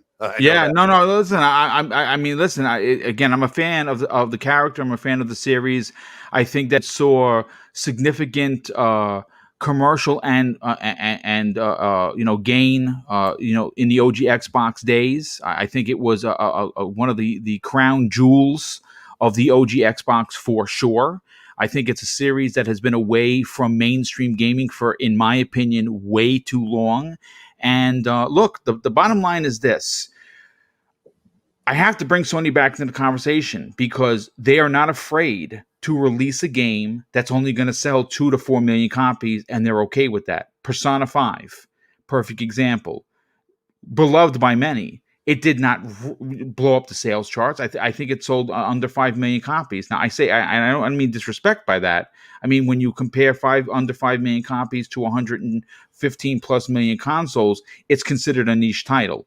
Neo 1 and 2, niche titles, right? Bloodborne, beloved and broke records. But it's also part of that, Souls type series that Joe wants to see return in a Bloodborne 2.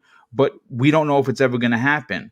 But they have taken chances. See, this is where Microsoft... Not if you have faith, Boom. Not if you have faith. Well, there you go. If you have faith, it's definitely going to come true. But again, this is one of those instances where I need Microsoft to be a little risky and take a chance on an old school IP that does have validation behind it, okay? I mean, I understand that maybe he has been out of the picture for a while, and the last Ninja Gaiden really wasn't that good. It was a zombie / cartoon-esque horrendous rendition of it. So obviously the last one, not so good, but I think we can return to greatness.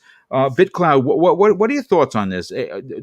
could my sources be onto something with a Team Ninja and Ninja Gaiden, remaster, reboot, team up with Microsoft to where he saw his original reboot start?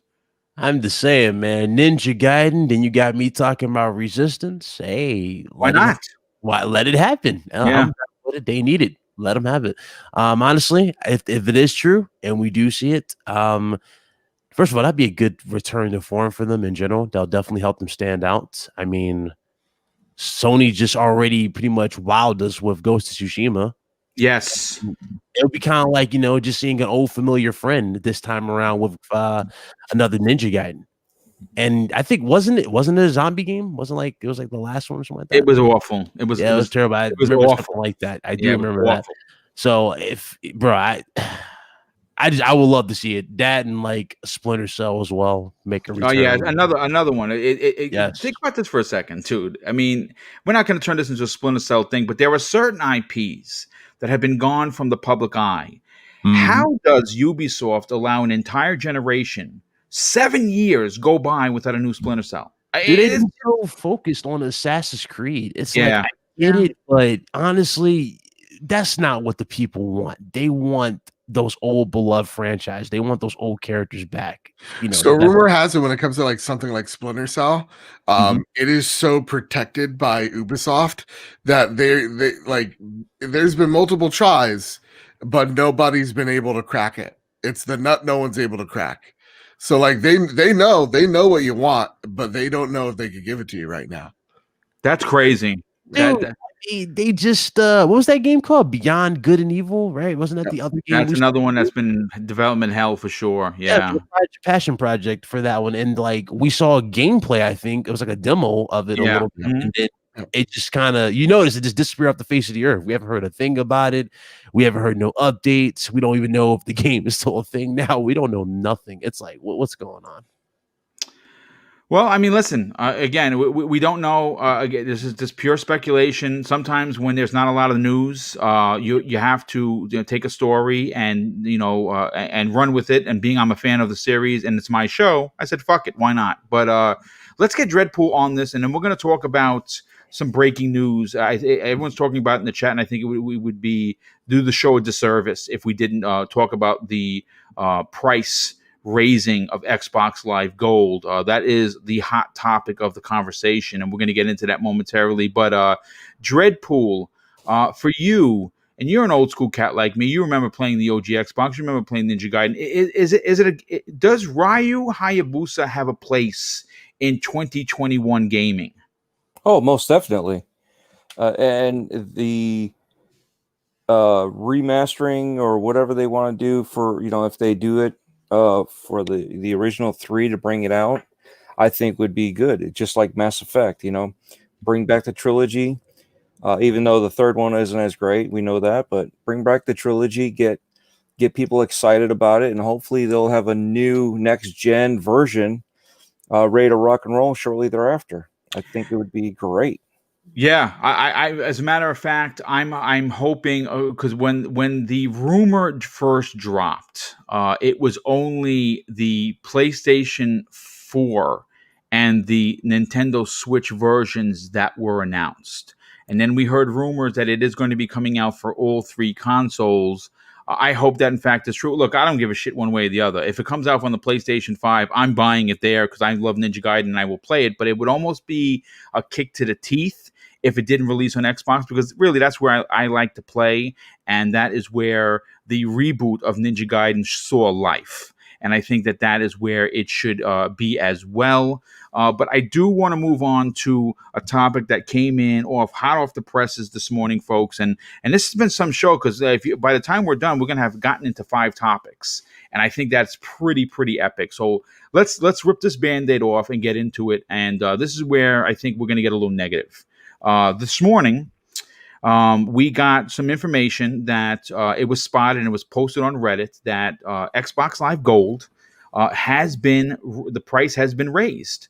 And if you are an Xbox fan, if you're someone that have purchased Xbox Live Gold in the past, $60 would get you 12 months of Xbox Live Gold? Well, according to Clobreel, who is a notorious Xbox insider, he posted a picture of a card from Microsoft. If folks, this is an official picture that 6 months of Xbox Live Gold is now $60. This is, to me, a huge step back for Microsoft. And here is what Clobreel had to say on the matter, who normally only talks up.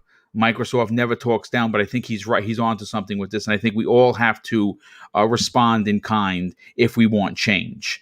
Xbox Live Gold is an ancient service that simply shouldn't exist next to Game Pass anymore. He continues with, Gold doesn't put the gamer in the center. It puts him or her behind an artificial border. Gold contradicts everything Xbox does, now at an increased price. So here is my response to that. I say this. I agree 1,000%, Clobreel. Microsoft has been doing some incredible things in the last 18 to 24 months to bring this ship around. For me personally, this is a huge step backwards, if true, and it has been confirmed that is true. So here we go, folks. And let's go to Joe on this. Joe, look, Microsoft has done some incredible things in the last couple of years, and we can all thank Phil Spencer for turning this ship around that was in fact sinking prior to his promotion in summer of 2017. That is a fact. But to me, this is a huge mistake. It's a huge step back. All the patches you just reopened and sunk this again. It's like, what the hell are you thinking? I don't understand it. You know what? I mean, obviously, everyone's going to be very emotional about this because when you look at what let's compare apples to apples here. Yep. If you were to walk into Best Buy right now, right, the value proposition for 6 months of Xbox Live Gold for $60 is a travesty of justice when compared to for $15 a month. You could get, and again, it would be a little bit more, but you would get Ultimate Xbox Game Pass that not only includes Xbox Live Gold, but over 250 titles, including first-party games day and date, on top of EA Play, on top of the rumored Ubisoft Plus coming into there. This is ridiculous. Yeah. I just sent you a screenshot there. Is it just 6 months that's being upped? Yes. That was the whole thing got upgraded. So like a month is $10 now. Yes. Instead of $120 per year. It's $120 a total for the package. So for a yearly, it's $120. That's what they did. They doubled it, and Mike Ybarra even commented on it too. And I'll let you know. Yeah. Okay. All right. That now I understand it, because this morning and even today I'm still shaking off the morning dust here. So like, wow, that's bad. I get it. I get the rage. Holy shit. So okay. Here's what I'm thinking, guys. Companies are companies. Phil Spencer is not my friend. This shows that. This is a pure business move, 110%. Because boom, you said it right. I could walk into a Best Buy and I could get Game Pass Ultimate for $15 a month, right? And sure, it's a little bit more, but I get all these games. That is exactly what Phil wants you to think and want you to do.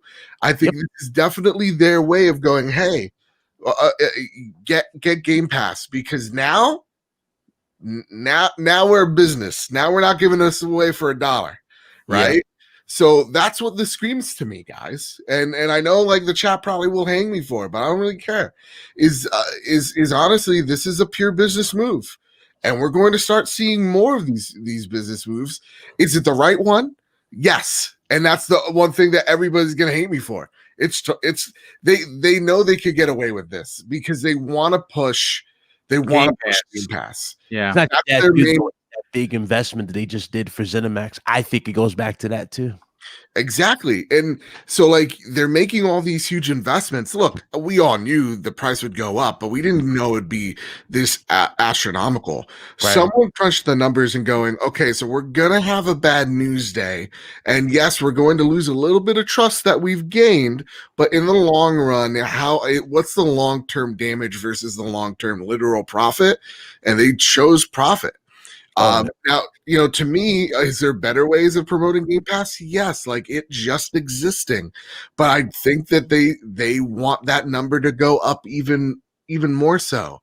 Yeah. So yeah, when you see these big moves by Bethesda or like purchasing things like Bethesda, these things are investments. They cost a lot of money, and yes, that means Xbox is either going to go, okay, so. For how much is Game Pass for a whole entire year? Was it 100? 110, 108, something like that. Well, it's $15 a month, right? So obviously, it's $60 for 4 months, Yeah. and another $30. So it's $180 per year.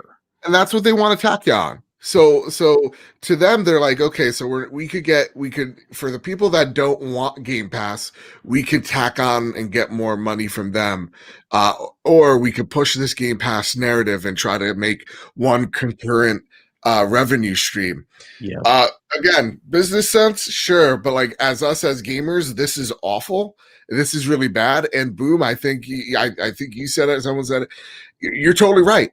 Like now you're taking a look at it and you're like, well, PlayStation Plus is half the price. Yes, correct. And look, online services wise, it's there. It's there. I know a lot of people still want to pretend that it's like night and day. No, they're both competent systems. And I mean, look, Sony is not as well protected. I put it to this way: I don't have my credit card information in Sony's backyard because of what has happened before.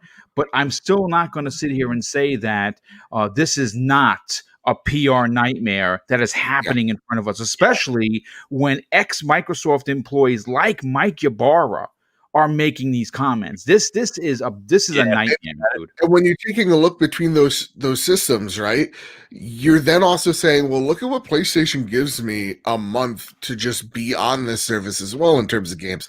That the long narrative is, and it still continues on, is that the games that you get on Plus just far surpass that of Games of Gold. So yeah, this is bad. This is bad.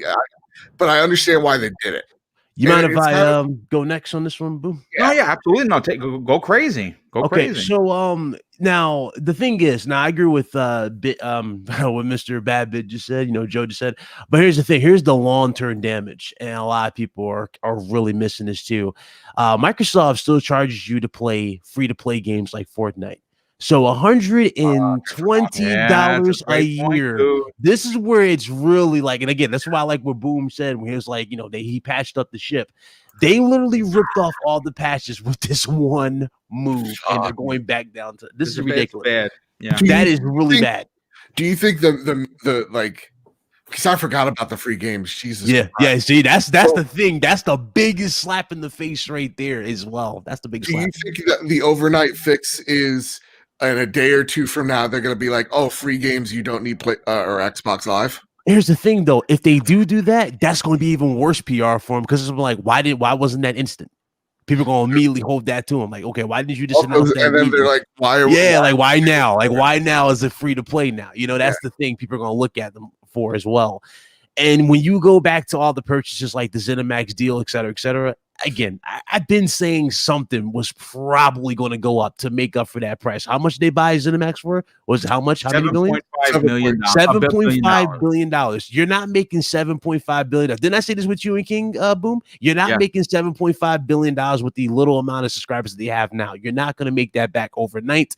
That's not something that's going to be like, monthly given. No, you have to make that back eventually. They got to see a return on their investment. How do you see a return on your investment? Oh, you double the very thing that people are paying for the most. Now, in doing so, they have scared away a huge part of their following by doing this, especially still charging you for free-to-play games. Is there a cool. way? There's no damage control in it. Is there a way for you, how do they damage control? Like, do they just do a 180? Do they go, you know what, gang? I forgot that we're in a global recession, depression, That's the thing too. pandemic. So you know what? How about just 80? Yeah, people are gonna hold that up in general, right? They're gonna be like, "Yo, this is the worst time to ever increase anything." Indeed, People are choosing between paying rent and putting food on the table right now. Yes, it is bad. Like, no, businesses are struggling. Businesses are going out of business.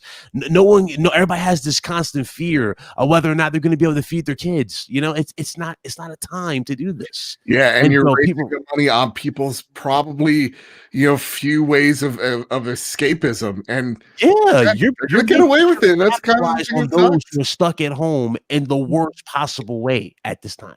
The worst possible way. Yeah, I mean, look. Here's the thing. You brought it up, and I'm glad you did.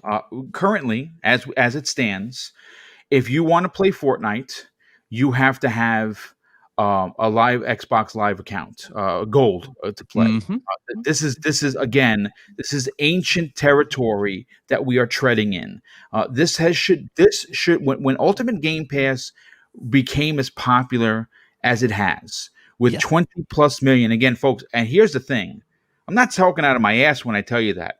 I may not have sources like Randall Thor, right? I may not certainly have sources like Dealer Gaming, but I have sources nonetheless. And my sources tell me that they're well over 20 million subscribers. And that's a fact. That is a fact, folks. And I have confirmation of it. The minute they saw the success of this, Xbox Live Gold should have become free. It should have become free immediately, and I'm going to tell you why. It would have put pressure on Sony to do the same. Yes. Okay? Which is a PR move good for Microsoft, but more importantly, it would have been a fantastic PR move for folks, and you hit the fucking nail on the head about people right now in this country, in this world, are all hurting financially because of what is going on. Putting this paywall, this increased, but what instead of what I like, listen, remember how we all thought it was free? We all had that good conversation of the benefits of it being free for everybody. I thought it was going to be free because remember, they are still doing this for PC. It's free for PC. Hope y'all know that. There is no charge for PC gaming. So what the hell makes Xbox no better for them to not make it free for us?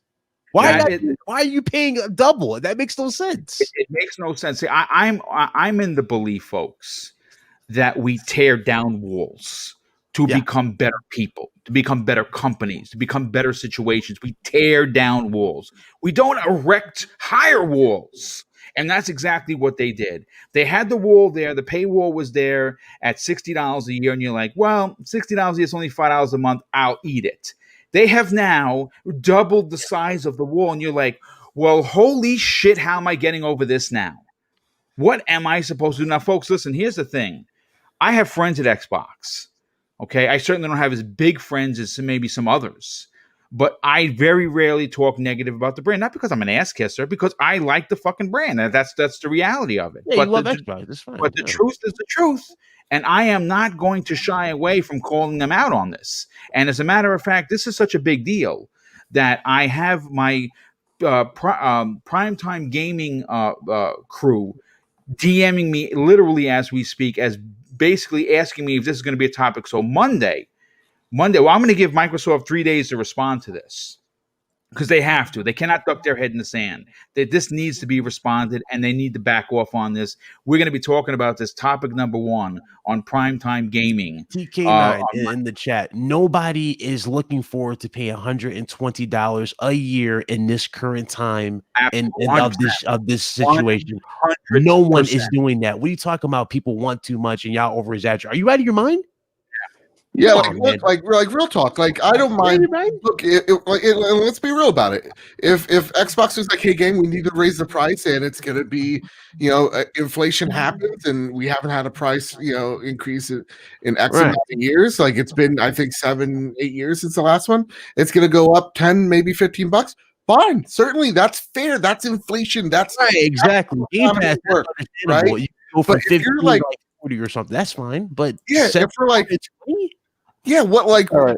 like I'm not gonna kiss Microsoft's ass or feet because I like to play or Sony's ass or feet.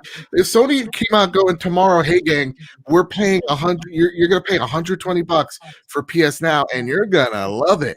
Absolutely not. That's not that's not wanting too much or too little. Let's be Has real about that. That's an anybody- outrageous comment. It's dumb. Don't Has be anybody dumb. thought about this part Sorry. though? Right? We all talk about how, business is business, right? We forget about that most of the time. This is what we're talking about. But how about this? How about this? Business is business. They're trying to get rid of Xbox Gold by making it out of your reach to get you to quit and go to Game Pass, right? So then that way they don't have to offer it anymore. They can get rid of it. There's probably too many people that still have gold and have not migrated. So why not push it? So if you still want it, you're going to be paying for it because they need to recover money, right? I mean, nothing's free. They didn't buy $7 billion with nothing. Yeah. I mean, they bought a company for $7 billion because they had to have the money, and that has to get brought back into the company, right? So the easy way to bring it all back, it's not just by making games, it's by making smart moves. And for them, their smart move, which to us, we don't agree upon. I don't like the fact that now we got to pay 100, double a month for this, but at the same time, it doesn't affect me. I've got Ultimate Game Pass, so Well, I look, don't have to worry about it. I'm going to say that. Made the PC transition that much more like the logical step for Xbox. Like they made it so simple. They're like, and here's the thing, and they're passing that cost of the Bethesda deal over to the consumer, and I get that to a degree. I definitely do, but to raise it by double and saying that we're expecting too much is outrageous to me. I'm sorry, it just is. Exactly. Yeah, we're gonna. This is something we're gonna talk about for the next 13 minutes because we got to get crispy bombs. But I want to catch up on some of the very generous super chats that have come in. Eagles fan 76, a very generous friend of the show, he drops an outstanding $5 super chat and says the fact that we expect someday for Game Pass to go up in price, but Xbox Live Gold is not even a factor no more. For that to go up is outrageous. Another concerned citizen. Viper XT, another generous friend of the show, he says this: Xbox Wire confirms this increase as well. Looks like they're going to give 5 games each month with it now too. We're going to get into that in a second too. And of course, Alexandra Dark 91 drops a very generous $5 super chat. First of all, Alexandra, thank you for being here, but thank you for your generosity. He says it's not going to matter in 6 months. Gold will be gone completely. You know something, dude? From your mouth to the gaming god's ears, because look, let's call a freaking spade, folks. Okay, 2021 is still reminiscent of 2020 in the fact that we have a pandemic still raging across the fucking world. And with that pandemic, pardon my French, folks, but I'm all hot and bothered over this. Okay. With the pandemic comes the fact that stability financially for many families is in question from day to day. Now, I don't know who said it, but we are now potentially going to be locked down once again because we have multiple strains coming. People are going to be home. People cannot go to work. People are limited to their funds. Are you going to fucking tell me that mom and dad are going to pull the food off the table so little Johnny can play Xbox Live Gold with his friends who are playing Fortnite because all they have is an Xbox? And on top of that, V-Bucks. On top of that, V-Bucks. Crispy, let's get you. You've been quiet here, and I know that you're heavy in thought. How big of a mistake is this for Microsoft right now? Is this the biggest F bomb to the community you've ever seen? I'm still lost for words on why they think this would be smart. I don't really want to go on a rant. You guys kind of already did it for me. We like your rant. Go crazy. I will say this. Why in God's name did you not just eliminate gold completely, or gold be everything? Okay, to begin with, if you were going to do this route, you should have just doubled the price and it said Game Pass is included, and that would have been much better than what you have just done. Now, you look at a subscription service like Netflix, for example, they will raise the price maybe once a year, sometimes even twice a year. They're doing it again, by the way. Cents and $1. So what they do with that is they say, well, this is what you have to do. I'm at $18 for my 4K subscription. Now, granted, I have 4 other people using my subscription as well. You know what I'm saying? So if you think about it, you end up saving money in the end. And maybe Xbox is thinking a different route and saying they need to do something different. They need to say, okay, you're allowed to have 5 people in 5 different households be able to use this to justify the price. That's the only way you could justify it.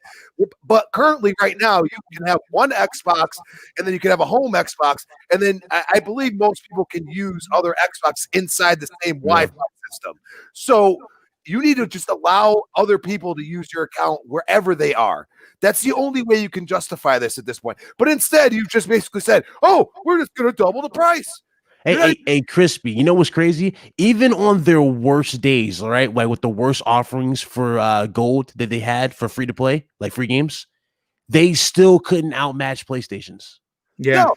So what are we paying for? What exactly what gives them even the right to up the price at this point? If you can't even match the competition.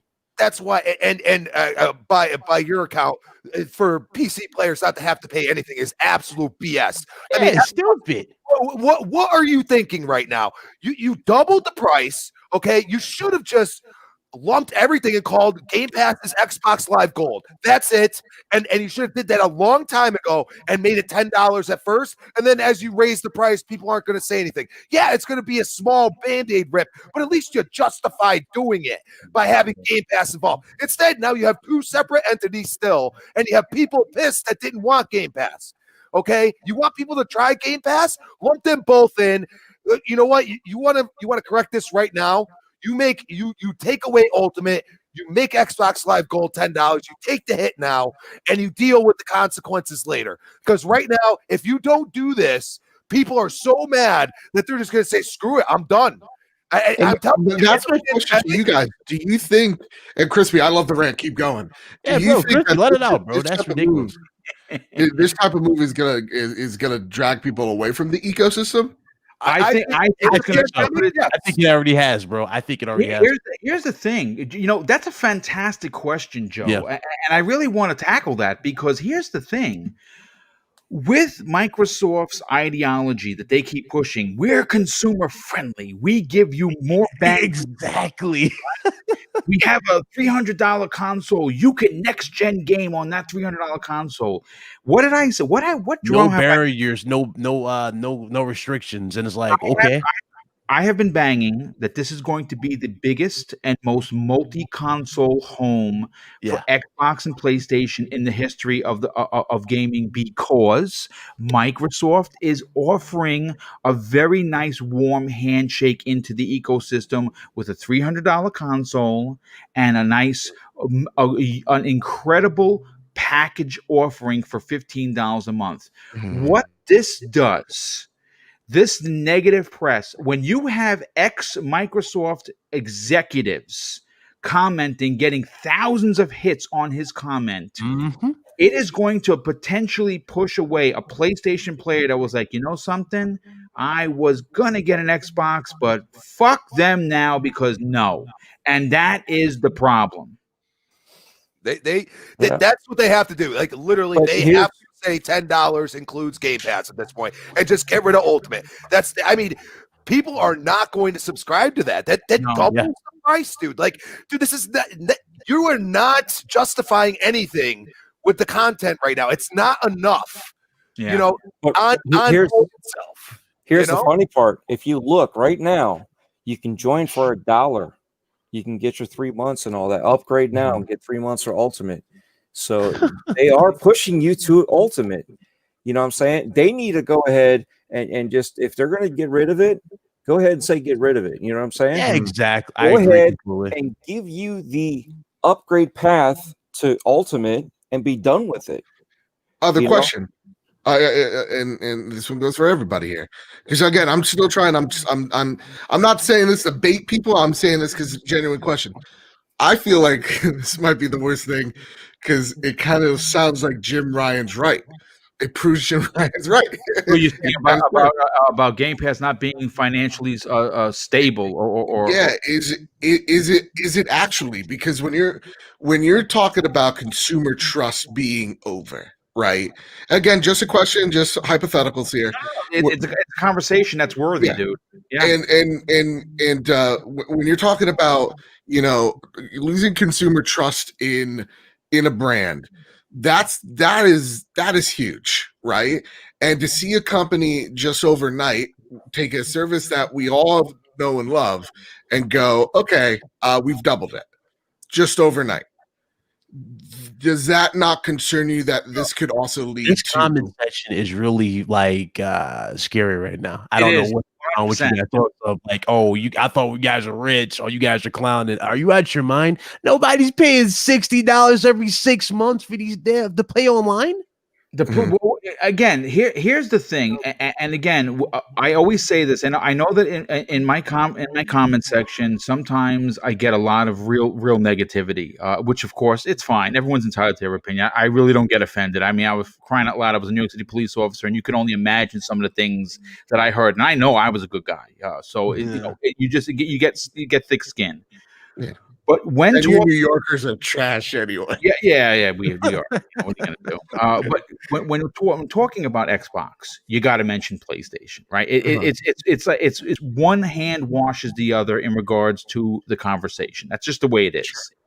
And when you look at what Microsoft gives away with games with gold, it's laughable compared to what Sony gives. That again, pure fact. It could be my opinion fact, but it's I think it's safe to assume that what Sony has given away. A perfect example: Destruction All Stars was a $70 title, which I was going to buy at launch, and then I came to my senses. Regardless of whether or not you think that's Fortnite meets Twisted Metal, it's a new IP. And guess what? If you're a PlayStation Plus member, you're getting it for free. Okay. Yeah. So yeah, Bug Snacks, Game of the Year, 2020. Okay, listen, may not be your thing. You might think that it's the dumbest game of all time, but it was originally launching at a $50 title. I mean, let's just take a look at the PlayStation collection here, right? Crash Insane Trilogy, God of War, Mortal Kombat, Fallout 4, Final Fantasy, Resident Evil 7, Persona 5, Last Guardian, Days Gone, Call of Duty, Detroit, Uncharted 4, Batman, Last of Us, Ratchet & Clank, Bloodborne, Until Dawn. Like, and you know something? You're getting all that for $60, by the way. Yeah. Yes, that is. Hey, wait, hold on a sec, though. I got one better for you. We talked about this in the pregame. Yep. Just a month ago, folks. Good friend of the show, WRC, good friend of this particular channel, dropped me a link. It's Cup Z on Twitter. Dropped me a link for a year of PlayStation Plus for $31. You know, I'm paid up for the next 2 years, folks. Mm-hmm. So again, when you're comparing apples to apples, this apple over here in my right hand, very shiny. The one in the left hand, not so much. And that is where Xbox is right now. And I got news for you folks. If you think that I'm the only one that's going to be talking about this, if you're an Xbox fan, look, I'll say this. If you're a fan of, and I have, by the way, 2 Xbox shows weekly now, because I just added Xbox One-on-One with Zemi Games on Tuesdays at 12 p.m. Eastern Standard Time. So I have 2 Xbox shows. So I'm heavily invested in the brand. Any and all Xbox fans have to take a step back right now and be outraged by this, because the only way Phil Spencer and Redmond are going to know that we're fucking pissed is if we say something. And rest assured, I'm not done tweeting, and I'm certainly not done talking about this. Like I said, Monday night's primetime gaming is going to be not only a great show, but it's going to lead off with this topic that, again, I'm giving Microsoft the weekend to respond. If they do not respond, Well, I mean, it's real going to- talk, boom. That's why they did it. They did. Bad news is always on a Friday. Yeah, it is. Oh man, Oh yeah, yeah. Yeah. good point. That's a good point. So What they don't know about us Xbox fans is that we ain't gonna shut up until you fix it. I'm sorry. We you know what you can say. Some of these crazy people that are just like, oh, you guys never call them out. Yeah, guess what? We just did. You wanna see us call We them? just did. It's happening right now. Yeah. Trust me. I am not happy. I know Boom dropped 4 F-bombs today. So yeah, let's go, baby. Come on, Xbox. Get it together. I love Crispy so much. Here's the thing. Like I pride myself Get him, as- Crispy. Get him. as conducting myself in a proper manner on the show. I don't like to really curse. I don't, because it's not that I feel ashamed to do it. I mean, you curse, it's no big deal. I do have younger folks that listen to us, so I want to be a good role model. But I apologize. I'm sorry. I am It's a very natural reaction when I'm you very get hot and bothered about this, because again, the world, not North America, not India or Mexico or Japan or Europe, the entire world is in a crisis right now. And I think that again, as someone who holds no stake in Microsoft whatsoever, other than being a fan and owning a couple of stocks, right? For me, as a normal thinking person who loves to think about others first, that is my DNA makeup. It's put people first before myself. I did it as a cop, and I do it now as a civilian. I love helping people. When I see moves like this from corporations that have trillions and trillions of dollars, it is an effing head scratcher. Why they would do this now? Now of all times, where the virus is re-raging. People are losing their jobs. Unemployment is up. How to put the food lines in food shelters are longer than they used to be for waiting for a new console. And that's because people can't put the food on the table. And it's not people's fault because they're being lazy or they're being irresponsible. It's just the world we're living in. This kind of a move is the biggest boob move I've seen under the tutelage of Phil Spencer since being promoted to his sitting on the right hand side of God, Satya Nadella, in 2017. I don't know what else to say. Yeah, and to me, I think the saddest thing is if some of these people in chat are as militant as they are, is man, they'll get away with it. They'll get away with it, and that's what I think at the end of the day. This is my hypothetical to all y'all was: is this actually going to hurt them? I don't think so. I don't know, man. Listen, I don't think if you're an Xbox person, like real talk, I'm not selling my Xbox Series X. No, and like, I get it. No, I absolutely get it. But you know what? I know there's some people that are going to say even bad press is good press. This is where I would 100% disagree. I think that this is, again, I have covered Microsoft to an unbelievable T where I even had Major Nelson on my program. So you I done a have fantastic job. You done a fantastic job. a real working relationship. And I have to say, I am stunned, I am disappointed, and I am so enraged by this that even on my own show where I don't curse, I drop multiple F-bombs, and that's because I'm so emotional of what's personally going on. I'm almost ashamed.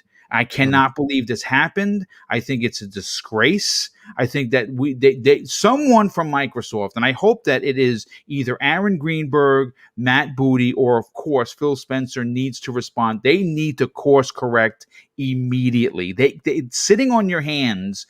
I mean, they have to read their social media staff must be going crazy right now, because how do you respond to this? Yeah. He said good. Not all press is good press, though. I agree. 100%. Not all press is good press. Like as soon as people see the free to play, games are behind this $120 paywall. That's immediately like going to have people go like, okay, well, what am I getting for PS? Like, what am I getting for PlayStation? What am I getting for PS Plus? Also, for the people that say we're overreacting in the chat, oh, dude, I ignored the hell out of my PayPal account. I would like to give you my PayPal account. You could give me $120, and if if they go back on this, they turn away from it. I expect $60 in my account. Bro, Because I'm telling you, I saw one of these all right dudes. with this. Oh, you guys paid $1,000 for a console, so this should be a big deal. I'm like, listen, let me just go ahead and just ignore this chat at this point. Ain't nobody paying $1,000 Yeah, for a console. I'm gonna be honest with you. I'm gonna lose some subs over this. I'm sure there's gonna be Xbox, fans The are gonna be cap like, needs to stop. he's I'm turning sorry, into today's not the day to cap. whatever. Listen, I call it down the middle, folks. And I think that if you look at this situation and you try to in some way spin this into some sort of a positive for Microsoft, I really think you got to ask yourself, what the F are you thinking? Yeah. Because again, if Sony did this, I would be on them. If Nintendo raised, let's say for instance, Nintendo says, okay, you want to play online, it's now $60 for that trash that they call online. People would be beside them. So they'd be like, are you kidding me? Right? Yeah. So the same sass that I would give Nintendo or PlayStation, I'm going to hand deliver it to Redmond personally. And like I said, this will not be the last time this conversation takes place. Get ready. Because like I said, when they up the prices for the games to 70. Remember how I said gamers are going to be picky as ever when those games went to $70? They're going to look at them very closely, like what they're about, how long they are, et cetera, et cetera. Now people are going to be looking at this service even closer than they ever wanted to begin with. You know, looking at all the games from the latest months that they've gotten for free for Xbox Live Gold and comparing it to Plus, even on the worst days where it's like those games are like, and we all had those days like, okay, those games are good, but we don't care. Even on those particular days, PS Plus outshined. And real talk, for the people that were very concerned for us PlayStation folks about that $10 price and how we were going to afford it, same energy, please. Yeah, I agree. All right. Well, listen, folks, we're already. First of all, this was an incredible show. I mean, obviously, it opened up with fire, then it closed with fire. We have to get to 3 more super chats that came in, and then of course we'll get everyone out of here. I want to thank the near 300 people that tuned in. Again, if you enjoyed the show, I would likely politely request that you do hit the like button. Share this on social media. Let's get some get some new subs. Let's get some folks listening to the show. If you didn't, of course, it's your priority. If you want to, you can hit the thumbs down button. That's fine. But Eagles fan drops not 1 but 2 additional super chats, and the first one is $2. So thank you for the generous additions, my friend. He says online gaming should be inclusive, not exclusive, and that is a great comment. We have Lord Roughness drops an outstanding $5 super chat and says, I've told more of my friends about Xbox Live being in Game Pass than Microsoft has advertised and told people. It's their fault. Folks haven't migrated. That's a strong point, and I agree with you there. And of course, Eagles fan drops an additional $5 super chat and says XBL should be free. Push everyone over to Game Pass by put games with gold under Game Pass. You need to put all advantages under Game Pass, not gold. And I agree 100%. I think that what they're doing is clearly taking a step back. But let's get to the outros, and we'll start with BitCloud Gaming. You have a show this afternoon at 5 p.m. Eastern Standard Time, which is extremely popular. You're closing in on 10,000 subs for your incredible YouTube channel. Tell everyone about where they can check out that program, but more importantly, where can people reach out to you on social media? Oh yeah, man, it's good. Good show as always. Boom. Now, again, I know how Boom. I know you like to keep that positive energy. You do a great job with the positive energy, and like I said before, you're gonna go places. You're doing great. So again, I know this is a bad time for this, but ain't nothing gonna stop you, boom. Just I definitely appreciate that. Thank you, dude. Be honest with you. And to those who all of a sudden want to unsubscribe to you because of this situation, hell, you already know. You ain't no big deal. Anyway, go back to this. Me, Big Cloud Gaming, YouTube, Twitch, Twitter, 5 p.m. Eastern Time. We're gonna talk about this as well. And we have a lot to say. Yeah, and as always, boom. And everybody on the panel, appreciate you guys. Crispy, Mr. Badbit, Dripple, you already know. Definitely appreciate you being here, brother. Certainly, especially about the Resident Evil stuff. I know you're as big as a fan as me. I love it. Obviously, we have deep Capcom Bloodlines for sure. At Joe, least you're gonna stream that. If you stream that, that would be awesome. I'm saying right now. If you stream that. yeah. You know what? I actually didn't get a chance to, because I have it recorded.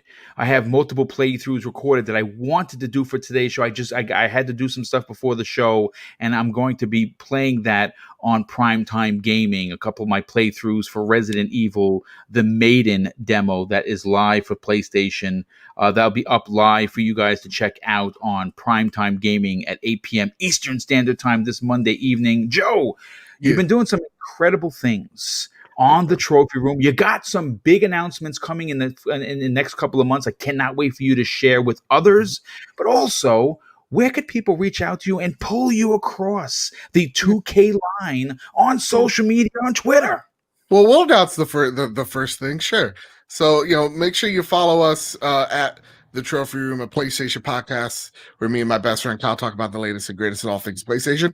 And you're right, this year is going to be our biggest yet. We're going to have Greg Miller on the show in the coming weeks and or month. It's going to be That's a big deal. That's a big deal. It's going to be pretty damn awesome. So make sure you check us out over there on the Trophy Room. Again, YouTube as well. YouTube's been really hitting me hard. I've never seen it this bad in a very long time. But I'll be making a YouTube video return in February, now that I feel all 110% better after recovering from COVID. And we're doing some really special things on that channel. I can't wait for it. That's the real surprise we'll talk about next week. But yeah, thank you once again for having me. It was a fun show. And let me tell you something, Boom. Your Black Widow gameplay, I was enthralled.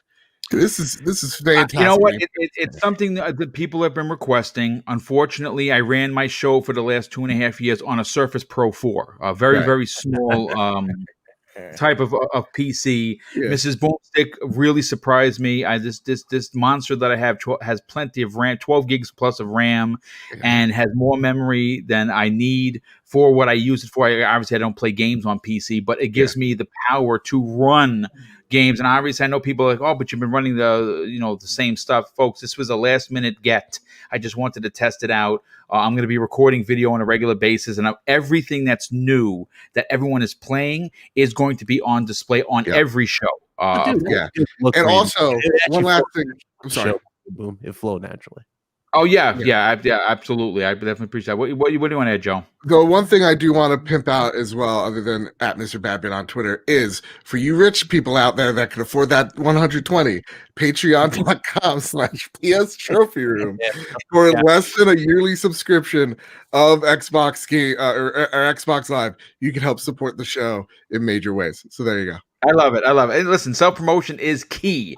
But listen, Crispy Bomb, what you are on several podcasts, and you support this community not only through your incredible banter on this show, on, of course, the next podcast, but you also are someone who enjoys playing multiplayer on Xbox Live. Tell everyone where they can reach out to you on social media and check out your other work. Always a pleasure to be on here. Always seems to have some kind of news drop right before the show. Yes, I was yelling earlier. This is my normal voice, so if you ever think I'm yelling all the time, no, I'm not. At Crispy Bomb on Twitter, Crispy Bomb 28, Xbox Live. Yes, you can find me on Retro Renegades Tuesday night, 7 p.m. The next podcast, Thursday, 8 p.m. now. And of course, I'll be back here on Breakfast with Boom, 10 a.m. Fridays. And yes, you want to pay that 120? Hey, you can hook me up too, bro. Like, what's your PayPal? Put that out. At crispybomb.com/PayPal. And last and in no way least, Dreadpool, why don't you tell everyone about not only your incredible series known as Breaking Bread with Dread, but where could people reach out to you for a conversation on social media? Oh, yes, definitely. Breaking Bread with Dread is on anchor.fm Dreadpool. We sit down and we actually meet up and talk with other personalities and eat together while we discuss whatever the topics are for that day. So definitely check it out. It's in stereo. So yeah, wear a headset. It's cool. But Twitter is Dreadpool. The O's are actually zeros. YouTube, Gamertag, and Stadia. Dreadpool, all letters, all caps. Gaming Beyond the Box, Wednesday nights at 8 p.m. Eastern. And obviously here every Friday morning, Breakfast with Boom, 10 a.m. And I also help out with Four Guys with Quarters with their interviews. Well, listen, everyone here is busy. Everyone here is a podcast professional. And of course, we want you to support all of us. Obviously, we want to thank the near 300 people that tuned in. Of course, I want to thank the very generous at Super Chats that continue to come in on a show-by-show basis. Trust me when I tell you, I understand that not everyone can afford to do the Super Chats. And listen, we just talked about that. I take no ill will. I do not expect anything. I am humbly grateful for everything that is donated. Obviously, last year, Mrs. Boom and my brother Neo Mental paid it forward, where we raffled off $3,000 worth of prizes, and we are going to look to do the same this year. Obviously, the Super Chats help pay for that because I'm a retired dude, and you only get one check per month, so you gotta play it smart. So I want to thank the generosity of this community. I want to thank the support. If you are new, please consider subscribing to Double Barrel Gaming. You're going to get this fire content not 3 times anymore, 4 times a week, folks. That's right, 4 live produced shows weekly by Double Barrel Gaming. It's a one-man act, but I have many casts of incredible community members like you see in front of you today supporting me in this journey. Hopefully you'll tune in each one of these shows when they go live. And of course, I'm going to close out the show with something that's important to me, and hopefully one day it'll be important to you. And that's something that my dad taught me. He used to say, son, treat others how you want to be treated. And also, it doesn't cost anything to be nice. You live by those rules, and I can guarantee you, you're going to have an awesome day. So take care. Have a great weekend. Be safe. Wear a mask. And we'll see you next week on the newest episode of Breakfast with Boom.